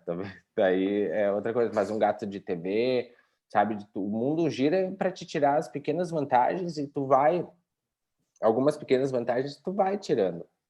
Tipo, eu, por exemplo, divido as contas eletrônicas, assim, de Netflix, essas coisas, a gente se divide tudo, né? Quase nem conta. Mas a internet, como eu moro num prédio familiar, a internet às vezes é a mesma, a televisão é a mesma assinatura, a gente paga um monte, mas divide, sabe? Então o mundo vai sempre tentando te corromper. E quando tu tem a liberdade para um foda-se grande, que daí tu te demonstra por completo, sabe? Não quando tu depende de muitas pessoas. Para aproveitar que você estava falando, vou ler o trecho do livro aqui, né? A liberdade total, a autonomia absoluta que exigimos quando termina de afagar o nosso ego, de nos provar a capacidade que temos de nos assumirmos, por fim, revela um sofrimento tão sufocante quanto todas as dependências que evitamos. A solidão. O que significa a liberdade, se não o nada, quando ela já não é relativa ao outrem? Liberdade em relação a fulano ou a um grupo, né? E se não é mais nada disso, é apenas liberdade, como essa liberdade aí do dinheiro que o Gustavo estava falando, né? Se não é isso, ela leva a muita solidão, né? Só que realmente, cada vez que você faz um laço, realmente você perde um pouco dessa liberdade, né? Os laços afetivos, não só as dependências econômicas, os laços afetivos também, né? E ela vai mostrando isso e que vai acontecendo com ela. E é muito engraçadinho, por exemplo, ela manter aquela relação, a personagem principal, manter aquela relação com o irmão, que é um sanguessugazinho terrível, né? Que está sempre procurando ela para suas vantagens pessoais, para alimentar a sua paixão pelo futebol, para realmente receber narrativas de primeira mão sobre as coisas que ele quer. E, mesmo assim, ela conserva esse laço, porque realmente, fora disso, é cair no vazio. A avó está muito longe, a avó não tem oportunidade de me procurá-la num telefone, nem nada, né? Lá na empresa de telefone, que eu esqueci até o nome, lá, onde ele vai dar as ligações, a avó está muito longe disso, né? Então, assim, ela mantém esses laços afetivos, ela compromete um pouco a liberdade dela, em troca de ter laços, de ter afetos, de ter conexões, não necessariamente as conexões econômicas. Se bem que o menino está tendo uma conexão econômica, né? Ele realmente precisa dela porque ele não tem televisão, ele precisa dela porque ele quer ir para a França, né? E acha que só ela pode levá-lo. Também é muito interessante a força que ela tem de não recebê-lo, de não receber os demais. Assim, eu acho muito interessante ela ficar firme nisso, que é um espaço que ela sabe que não dá para ela ficar puxando essas pessoas assim. E foi um espaço que ela rejeitada, ela jogada fora, ela vergonha, né? A simples existência dela ser uma vergonha na comunidade. O espaço que ela achou, onde ela, como ela falou, não precisa o tempo todo estar pedindo desculpas por existir, né? Mas eu até queria ver com vocês, não sei se a Ione quer falar, que ela está com o microfone aberto. Se quiser falar, pode interromper, que tem preferência, já que eu estou falando muito e tu ainda não falou. É que vocês estavam aí falando da... Foi no lance anterior, né? Peraí. Acho que eu tenho que tirar aqui uma coisinha, peraí. No comentário anterior. Meu celular é péssimo, gente. É sempre uma luta. Mas agora ficou bem bom o teu som. Tá. Foi no comentário anterior, quando vocês falavam da dependência, né? Dessa interdependência que ou é familiar ou é econômica, ou é pelo valor do dinheiro, né? Ou é se você tem dinheiro, você tem a liberdade. Mas eu acho que isso é muito quando a gente está a gente percebe muito quando a gente está vivendo assim, como se o nosso corpo estivesse a serviço do capitalismo, né? Sempre. Se a gente começa a pensar nesse corpo que não é só um ser estar a serviço do capitalismo, parece que a gente consegue uma liberdade maior. E o difícil é isso que é difícil convencer o outro de que é possível chegar a essa liberdade, né? Porque a gente lê, se informa, teve essa possibilidade de ler, né?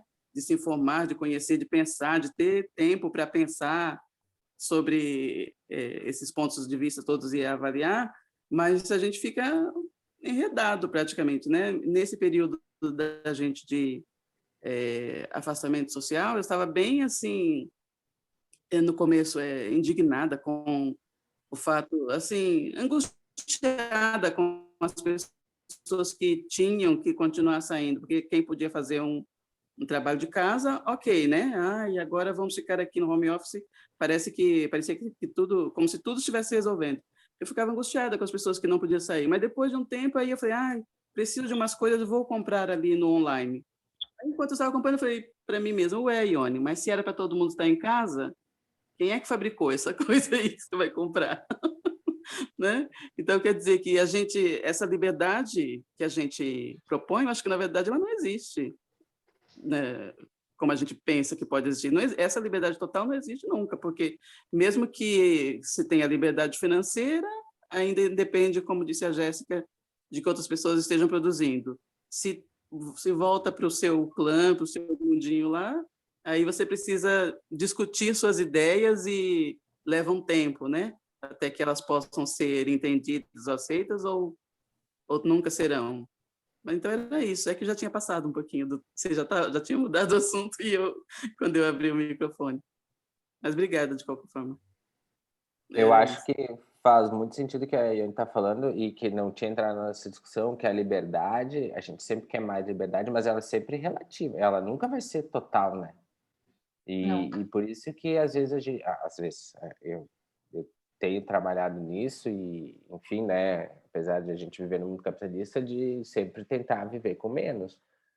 Porque se, por exemplo, eu tenho um custo de vida de R$2.000, eu, enfim, tenho que trabalhar para ganhar um pouco mais que isso e depois eu posso, sei lá, posso ler, posso estudar, posso fazer o que quiser. Agora, se eu tenho um custo de vida de R$5.000, R$6.000, eu preciso me focar em ter esse valor e aí vai me sobrar menos tempo, né, para um hábito de lazer ou para leitura ou para estudo, né? Então, por isso que é sempre bom a gente, enfim, keep it simple, sabe? Tipo, se manter pé no chão e não assumir muitos compromissos. Mas, voltando ao que a Ceci falou, ou Ceci? Sim, tá bom, Ceci. É Cecília teu nome? Não. Cecília. Eu e minha esposa, a gente tinha sonho de ter uma filha Cecília e chamar de Ceci. Ceci, a gente falava Ceci. Bom gosto, bom gosto. Veio dois piá e agora a gente não quer mais saber. O que vocês acharam dessa insistência dela não dar a chance para o irmão dela ir para a França? Tipo, porque, claro, a gente sabe que a chance dele era mínima, mas, enfim, era o desejo dele, não sei, o que vocês acharam, assim? Porque eu vejo, assim, com nossos filhos, às vezes a gente sabe que que eles querem uma coisa, a gente sabe que não dá e pronto, acabou. Mas às vezes a gente sabe que não dá, mas mesmo assim deixa ele lá quebrar a cara, sabe? O que vocês acharam? Por que ela não deu essa ajuda? Você viu que no fim ela deu, porque ela juntou o dinheiro e mandou para ele fazer o que quisesse. Ela queria que ele montasse a loja, mas falou... Sim, ele poderia ter pego e ter ido para a França, né? Podia, ela mandou o dinheiro para ele. Ela não concordava mesmo com a vinda dele, mas queria que ele tivesse os meios para fazer o que ele quisesse, e deu, né? No fim, né? Justamente, depois de tentar que esse filho não fosse para um lugar que você achava que era perigoso, ela deixou. No fim, ela deixou. Aí eu não sei o que aconteceu, porque eu não terminei o livro. Na verdade, acho que a Jéssica também falou que não terminou, né? Na verdade, de fato, ela fica 2 anos, assim, sem notícias dele. E aí, depois da Copa do Mundo, que eles estão na Eurocopa, né? Em 2000. Daí, depois da Copa do Mundo de 2002, ele liga para ela. Aí, fala, enfim, que daí ela diz, não sei se ela pergunta se ele quer ir ou não quer. Ela disse, não, eu tô com a loja, tô pensando em expandir, tá tudo bem, tô pensando em aumentar, expandir a loja. Eu não tenho mais essa ilusão, como alguns colegas ainda têm, sabe? E aí ele chama ela para voltar para o país, para voltar para o Senegal, sabe? Dizendo que isso aí não é o teu lugar, volta para cá com a tua família e tal. Mas, na verdade, como eles se afastam muito, ele não tem noção que, na verdade, o lugar dela não é ali, né?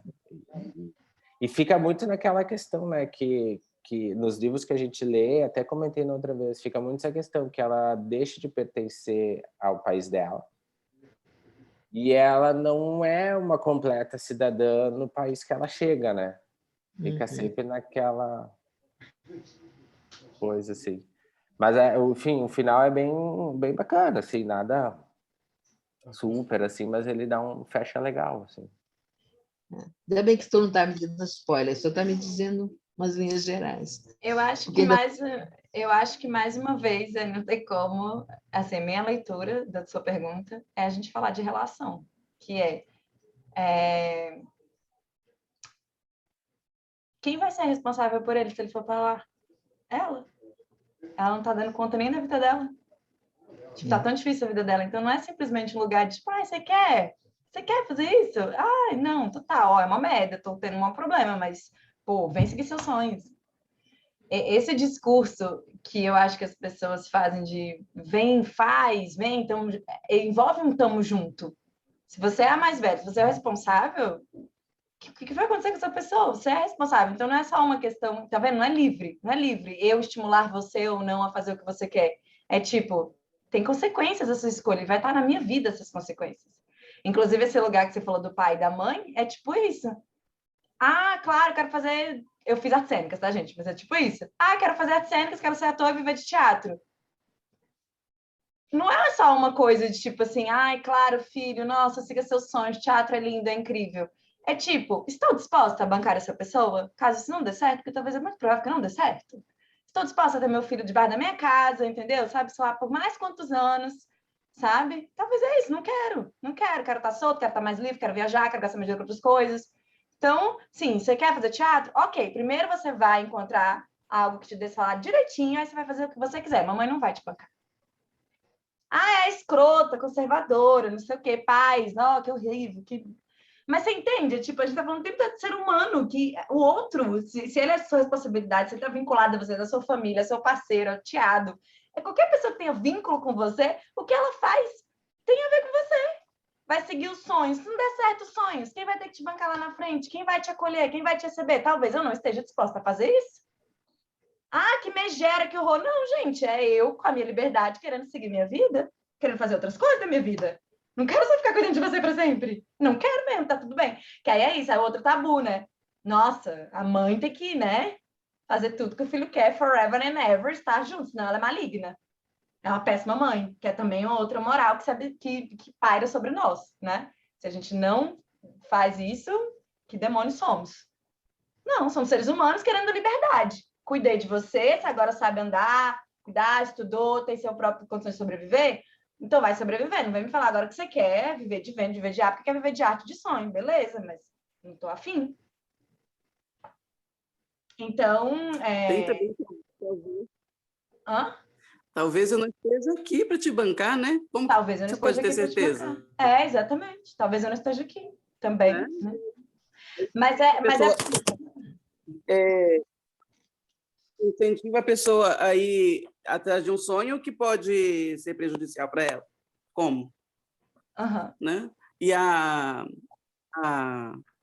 personagem, quando ela manda o dinheiro para o irmão, ela participou de dar a ele a liberdade financeira, né?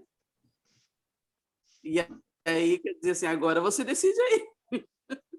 Pode ser que você decida, que você tenha uma boa decisão, mas ela tinha feito assim, ela ficou um tempo tentando demovê-lo, só por não enviar o dinheiro, né? Ela já estava tentando demovê-lo da ideia, né? Quer dizer que ele teve tempo para pensar, enquanto ela não enviava o dinheiro, enquanto ela não dizia vem, ele foi amadurecendo também, né? E aí, provavelmente, eu vou tirando que pode ser que não esteja aqui, não está no livro, mas que enquanto ele esperava pelo dinheiro, ele vai percebendo o quanto custa, que não é assim fácil, né? Que não é de um para o outro. E aí, quando ele decide, o que será que aconteceu nesse caminho, nesses 2 anos que ele ficou afastado dela, né? Que ele se contato. Mas deve ter influência do que eles conversavam aí. Sim. Porque eu realmente, assim, não sei, né? Eu passei a olhar as coisas nessa lente mesmo, porque é dependente o tempo todo. A gente está dependente, exatamente. Da mesma maneira que meu pai e minha mãe me criaram, e eles provavelmente contem que eu esteja com eles quando eles estiverem precisando de apoio por questões de velhice, enfim. Eu vejo isso. Quando eu leio esses livros de vilarejo sobre as questões tradicionais, eu compreendo o ódio de um pai de um filho ou de uma filha que não está cumprindo o certame de modo que você vai cuidar de mim quando eu morrer, caralho. Eu tô com medo, daqui a pouco eu tô velho, daqui a pouco eu não tenho como arar. Você tá dizendo que você não aprendeu a cozinhar, que você não arranjou um marido? Eu vou ter que te bancar? Como assim? Eu tô cansado. Sabe? Daqui a pouco eu vou estar velho, e aí? Você não vai sair daqui? Vai cozinhar, menina, vai arranjar um marido. Assim, eu não acho tão absurdo, não acho tão monstruoso, sabe? São seres humanos sendo seres humanos, né?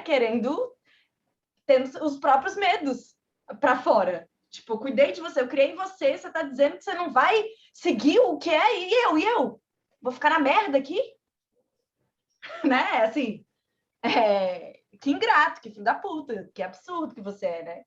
E vice-versa, isso acontece. Da mesma forma, um filho que vai dizer, nossa, minha mãe é um monstro, minha mãe ganha dinheiro e não quer deixar que eu seja ator, que não sei o quê. Ela é um demônio, conservador, capitalista, sei lá, né?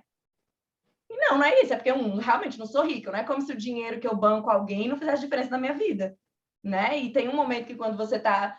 aí você já cuidou da pessoa décadas e décadas, aí você é refém escravidado da vida. Tudo que ela quiser fazer, pode dar errado tanto que for, aí você tem que ficar lá. Só assim que você é moralmente bom.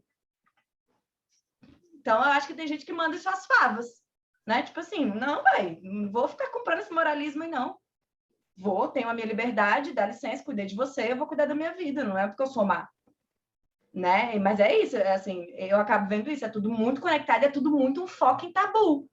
É tudo muito tabu, essas relações do outro quando quer ir buscar alguma coisa. Quando o outro vai buscar alguma coisa, eu deixo de ter alguma coisa que ele me oferecia. E aí é muito complexo. É muito complexo. É exatamente falando de poder, né? Quando a gente fala, exatamente, quando fala esse discurso mesmo dos ricos quererem os pobres sendo pobres. Sim, porque talvez se eu deixar essas pessoas escalarem os degraus e assumirem os mesmos cargos e possibilidades que eu vou perder toda a minha base de sustentação.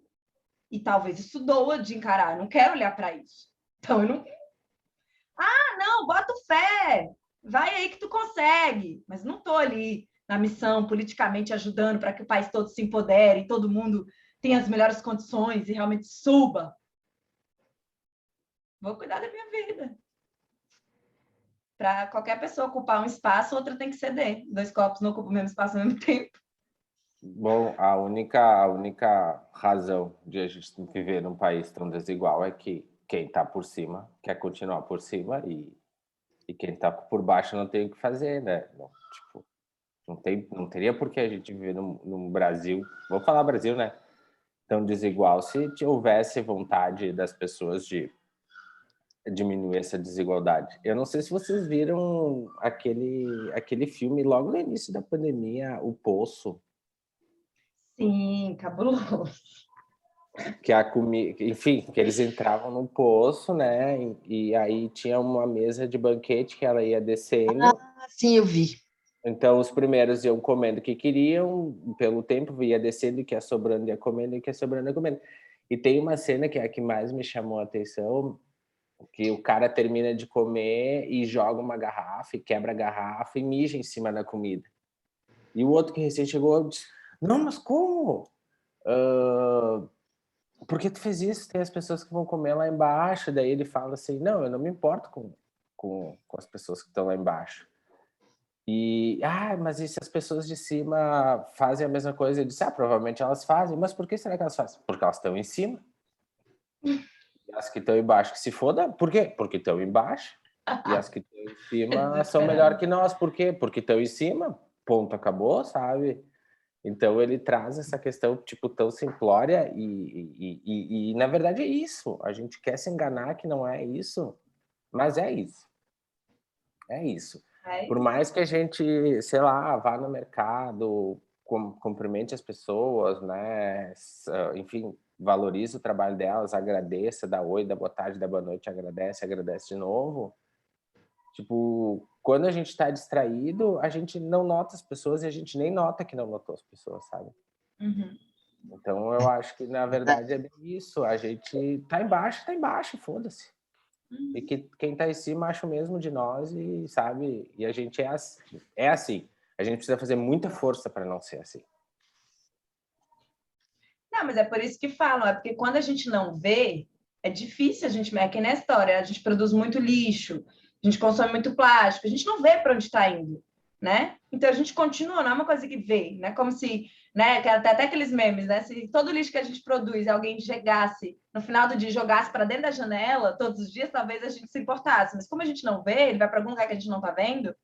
Então é isso, a comida que a gente come, a roupa que a gente veste, a gente não está vendo que é a pessoa escravizada lá no porão de não sei onde do subúrbio de São Paulo que está costurando e ganhando 1 centavo pela peça, né? A gente não vê a carne lá da vaca nos batedouros, não sei o quê, então, a gente não vê, então fica fácil, né? Por isso que tem uma lógica que eu acho que é a tendência que eu tenho de pensar que é a radical, mas que seria supostamente a solução 100% era essa.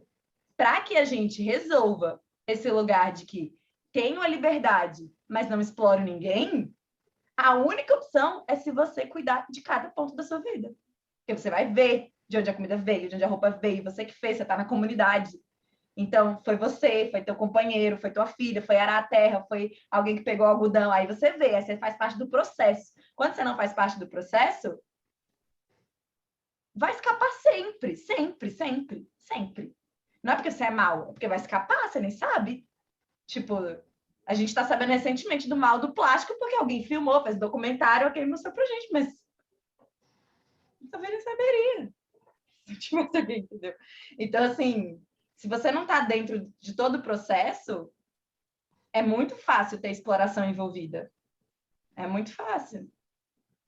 E, assim, inclusive, tem esse pedaço aqui dela, né, que eu tinha marcado, que é: sei que a minha caminhada ocidental não tem nada a ver com o que me fez descobrir ruelas, praias, veredas e campos da minha terra natal. Em todos os lugares caminhamos, mas nunca em direção ao mesmo horizonte. Na África, segui a esteira do destino, feita do acaso e de uma esperança infinita. Na Europa, caminho pelo longo túnel do desempenho, que leva a objetivos bem definidos. Aqui o acaso não tem espaço. Cada passo leva a um resultado esperado. A esperança é medida pelo grau de combatividade. Que é como acho que a Daiane comentou, né? É uma lógica que a gente precisa estar atento, produzindo, sendo útil. Né? A lógica é bem diferente.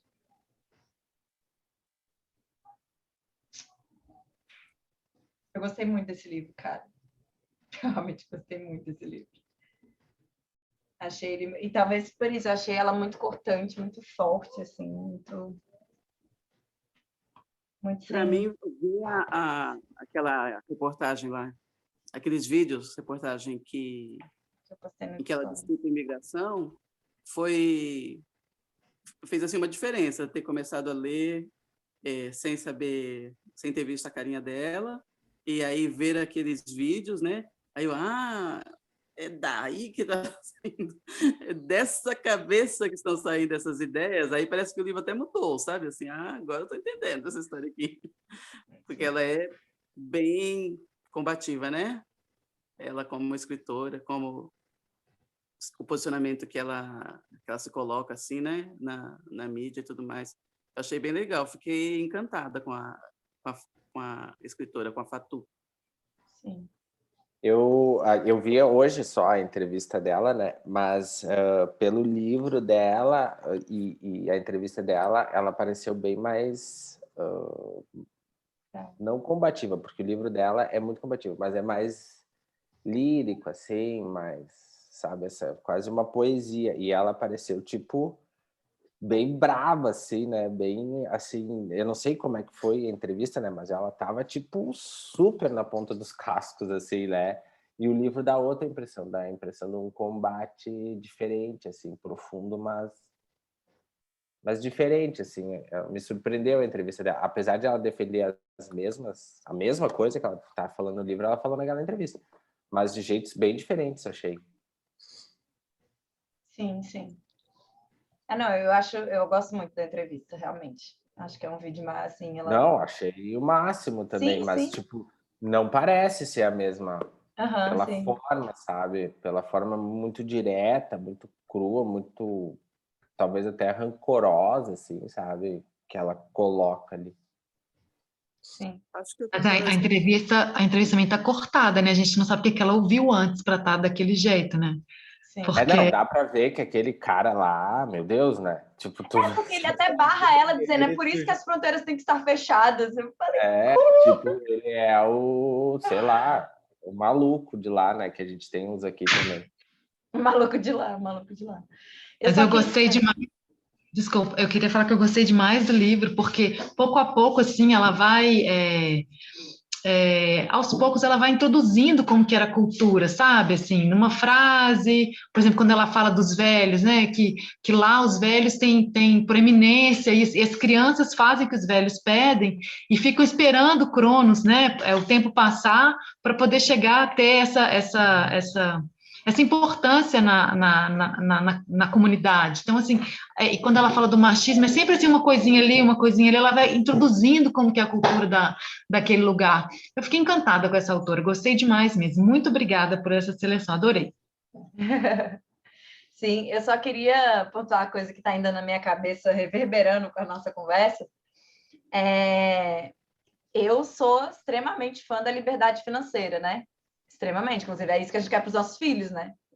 Dar o comando de sobrevivência para que eles tenham o dinheiro, que é a ferramenta da nossa cultura, para que eles tenham escolha, para que justamente eles não precisem submeter a ninguém, nem a mim, né? Porque a partir do momento que ele tiver dinheiro, ele não vai ter que, minha mãe disse que... Não, ele tem o dinheiro dele, ele não precisa nem a mim, ele precisa seguir, né? É exatamente esse o problema, aliás, né? Muitas vezes, quando você está ali começando a vida adulta, você depende do dinheiro do seu pai, você quer fazer alguma coisa e ele não deixa, porque ele que tem o dinheiro, ele que manda, ele que te controla.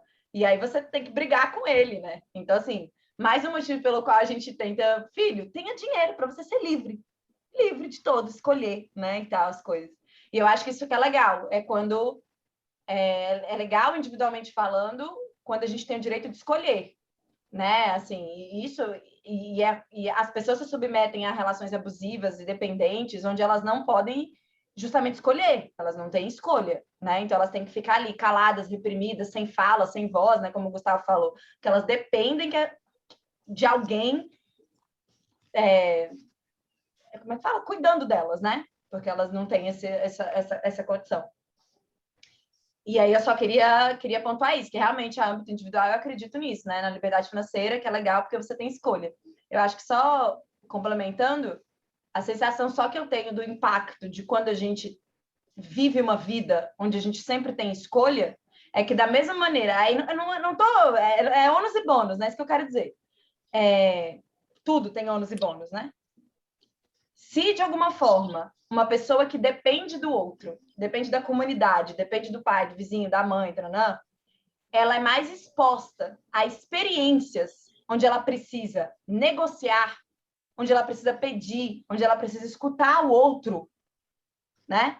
Isso faz com que ela tenha mais experiência, digamos, eu acredito nisso, né? Ela tem mais oportunidades de experienciar a negociação, a democracia, a escuta, porque ela depende do outro. Agora, quando eu sou um indivíduo, que eu estou falando de gente mimada, autoritária, tirana, que desde que nasce pode escolher tudo, né? Escolhe tudo, escolhe qualquer coisa, porque não precisa. Ele escolhe o que ele quer, ele aponta, ele diz que quer. Ele quer, eu quero isso, quero aquilo, eu tenho dinheiro. Eu não preciso escolher, eu não preciso chegar num cardápio e dizer, esse raciocínio, sabe? Essa experiência de, nossa, não posso esse, mas posso esse. A pessoa que não precisa fazer isso, ela não desenvolve uma habilidade mesmo de viver em sociedade, de negociar, de esperar o outro, de não sei o quê. Porque ela não espera. Ela não espera, ela quer fazer algo, ela liga para alguém, ela contrata. Outro exemplo que eu tenho da questão do carro. Quantas vezes eu já não fiquei na casa de pessoas em momentos que eu não queria mais, ou na festa, em momentos que eu não queria mais, porque eu tinha que esperar um ônibus. Isso, o ônibus, dá o horário do ônibus, por exemplo, do metrô.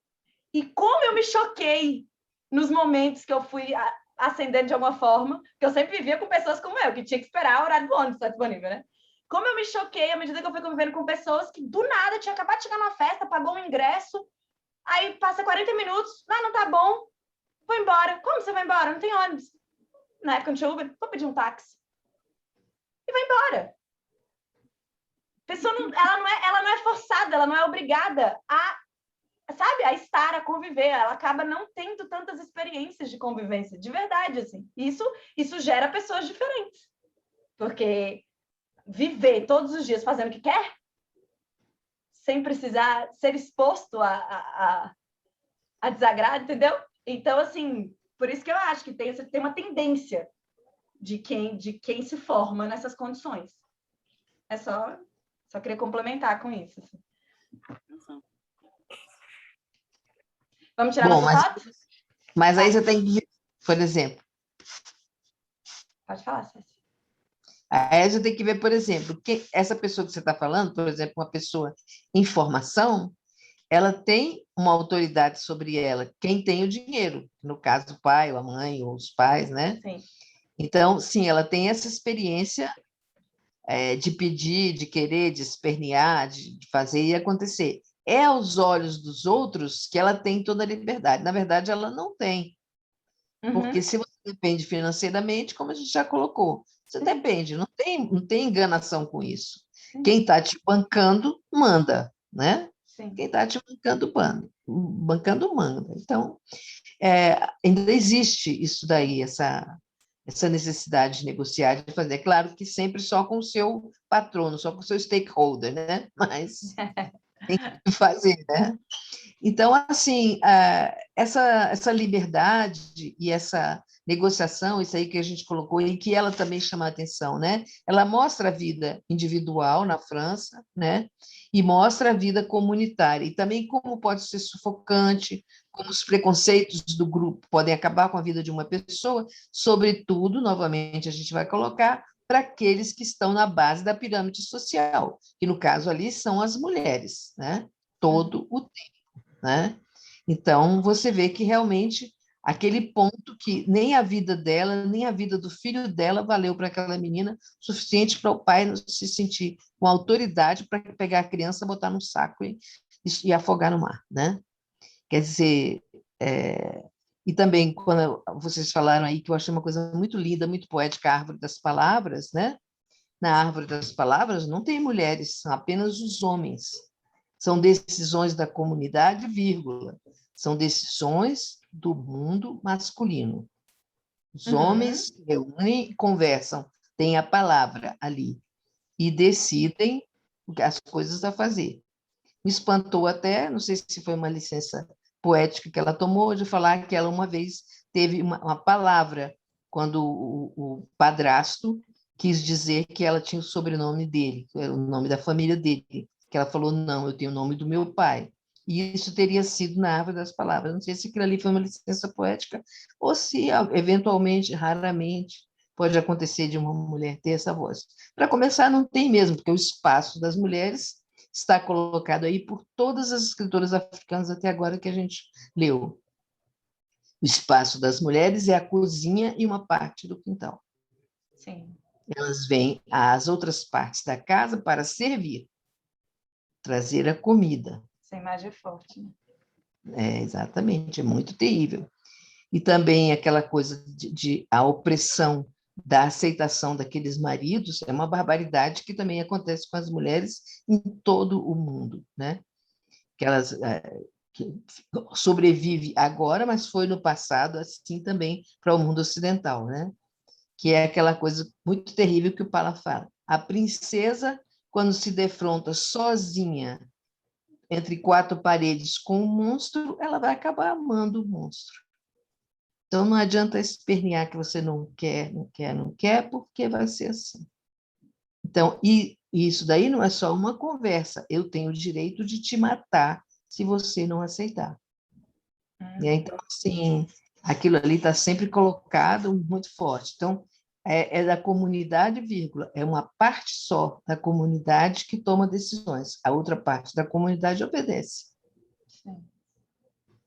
Comunidade, mais ou menos. Então, assim, e a vida em comunidade, as comunidades são hierarquizadas sempre de alguma forma, igualdade mesmo é bem difícil. A vida em comunidade também é sufocante, né? A vida não é só, de um lado, a solidão, ela coloca muito bem mesmo, de um lado, a solidão da independência total, né? Do individualismo, e do outro lado, a opressão dos laços fortes comunitários, que são laços que sufocam. Ela fala também que muitas vezes sufocam, né? Sim, sim. E podem sufocar botando para baixo ou excluindo, como fazem com o professor, né? O professor é um excluído, é um banido dentro do próprio país, né? Não pode sair da ilha. A metáfora que ela fez maravilhosa nessa parte, né? Foi sem dúvida que a comunidade tradicional é reconfortante, mas também nos subsufoca. É um rolo compressor que nos esmaga para nos digerir mais facilmente. Uhum. Então, aí ela até coloca: os campos do dever e do direito estão colocados lado a lado. E aí é que está o problema. O primeiro é tão amplo que passamos a vida inteira arando. E só alcançamos o segundo na velhice, quando a liberdade já não tem função, né? Que é o direito de ser livre, né? Você ficou ali nesse ciclo, né? Enquanto você era jovem, você estava provendo, e depois você tem a liberdade quando ela não tem mais função, né?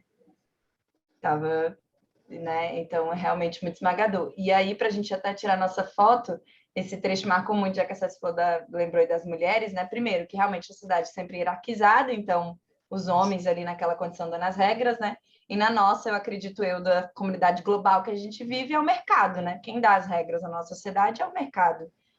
Quem tem o dinheiro, e que a maioria deles são homens, né? Ainda, né? E tal. E aí ela fala: na balança da globalização, a cabeça de uma criança do terceiro mundo pesa menos que um hambúrguer. Nossa, terrível, terrível. Sim. É muito forte, né? Foi foda essa frase. E as mulheres continuam perseverantes. Cegas ou cegadas, correm para o sacrifício no altar da maternidade, para a glória de um Deus que lhes deu apenas ovários para justificar a existência. No poço, nos campos, nos mercados, bucha de canhão na linha de frente da pobreza. Elas pedem a seus corpos que doem até o último suspiro de vida. Então... Tu tem a página aí? Aparece as páginas aí para ti? 147. Tá. Essa que tá aqui. É foda, velho. É foda esse livro, velho. Nossa, eu acho que nunca marquei tanto. Ela não é fraca, não. Ela não é fraca, não. Então vamos lá, gente. Para a nossa fotinha. Nós cortar o bolo. Você está ali pegando dela. Estou tentando loucamente achar capa, como da outra vez eu apanhei muito, não consegui. Ai, ai. Nossa, aquela coisa, eu lembrei que agora que eu estava googando essa coisa das mulheres, googando, olha o vício do verbo, googar e pesquisar, né? Quero ser mãe, né? Que é uma profissão muito boa lá na escola. Esse trecho também foi muito bom. Meu pai diz que quando a gente é mãe, você pode ter o paraíso. E é muito melhor que o dinheiro para fazer compras, cabe ao homem decidir, é ele que tem que ganhar o dinheiro. Quando eu crescer, serei apenas mãe como a minha mãe. Né? Então, assim, a referência dela é que é mais prazeroso ser mãe que alguém comprando decidindo. César, quando você clica aqui em cima, ó, tem o ir para, ó, tá vendo? Sim, go to, né? Eu vou go to, mas aí ele não me dá a capa. Mas põe início. Hã? Porque o meu vai direto para a capa. Se você tem, às vezes tem início. Tem o ventre do Atlântico aqui, só aquela capa de dentro, a entrecapa. E se você voltar? Volta uma.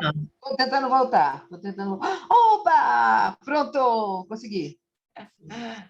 Obrigada, gente.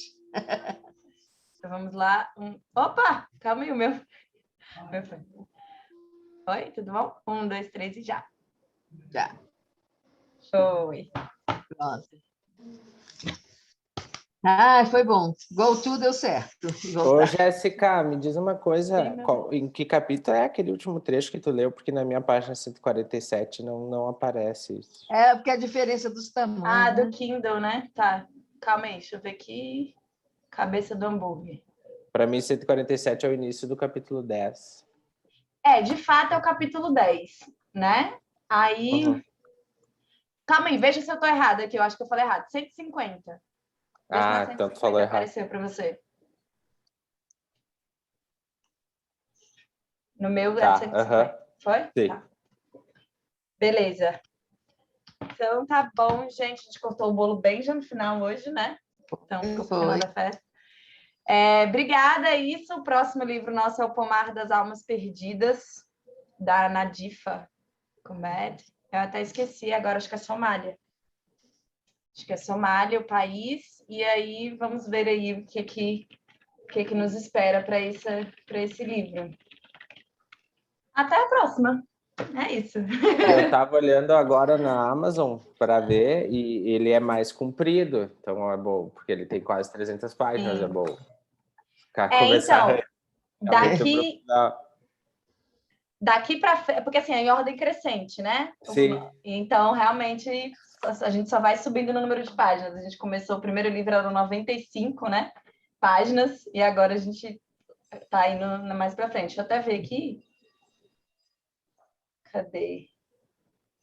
Pomar das Almas Perdidas. Cadê aqui? Aí no e-book, 250, que tá dizendo aqui para mim, e no livro físico, 296. Né? E é Somália mesmo. Aí o encontro é 18 de setembro. Aí, no caso, a época da ditadura militar, em 87. Vixe! Mais uma atençãozinha aí pra gente. Então tá bom, gente. Beijo grande para todo mundo. Bom sábado, bom final de semana. Até a próxima. Tchau, valeu, até. Tchau.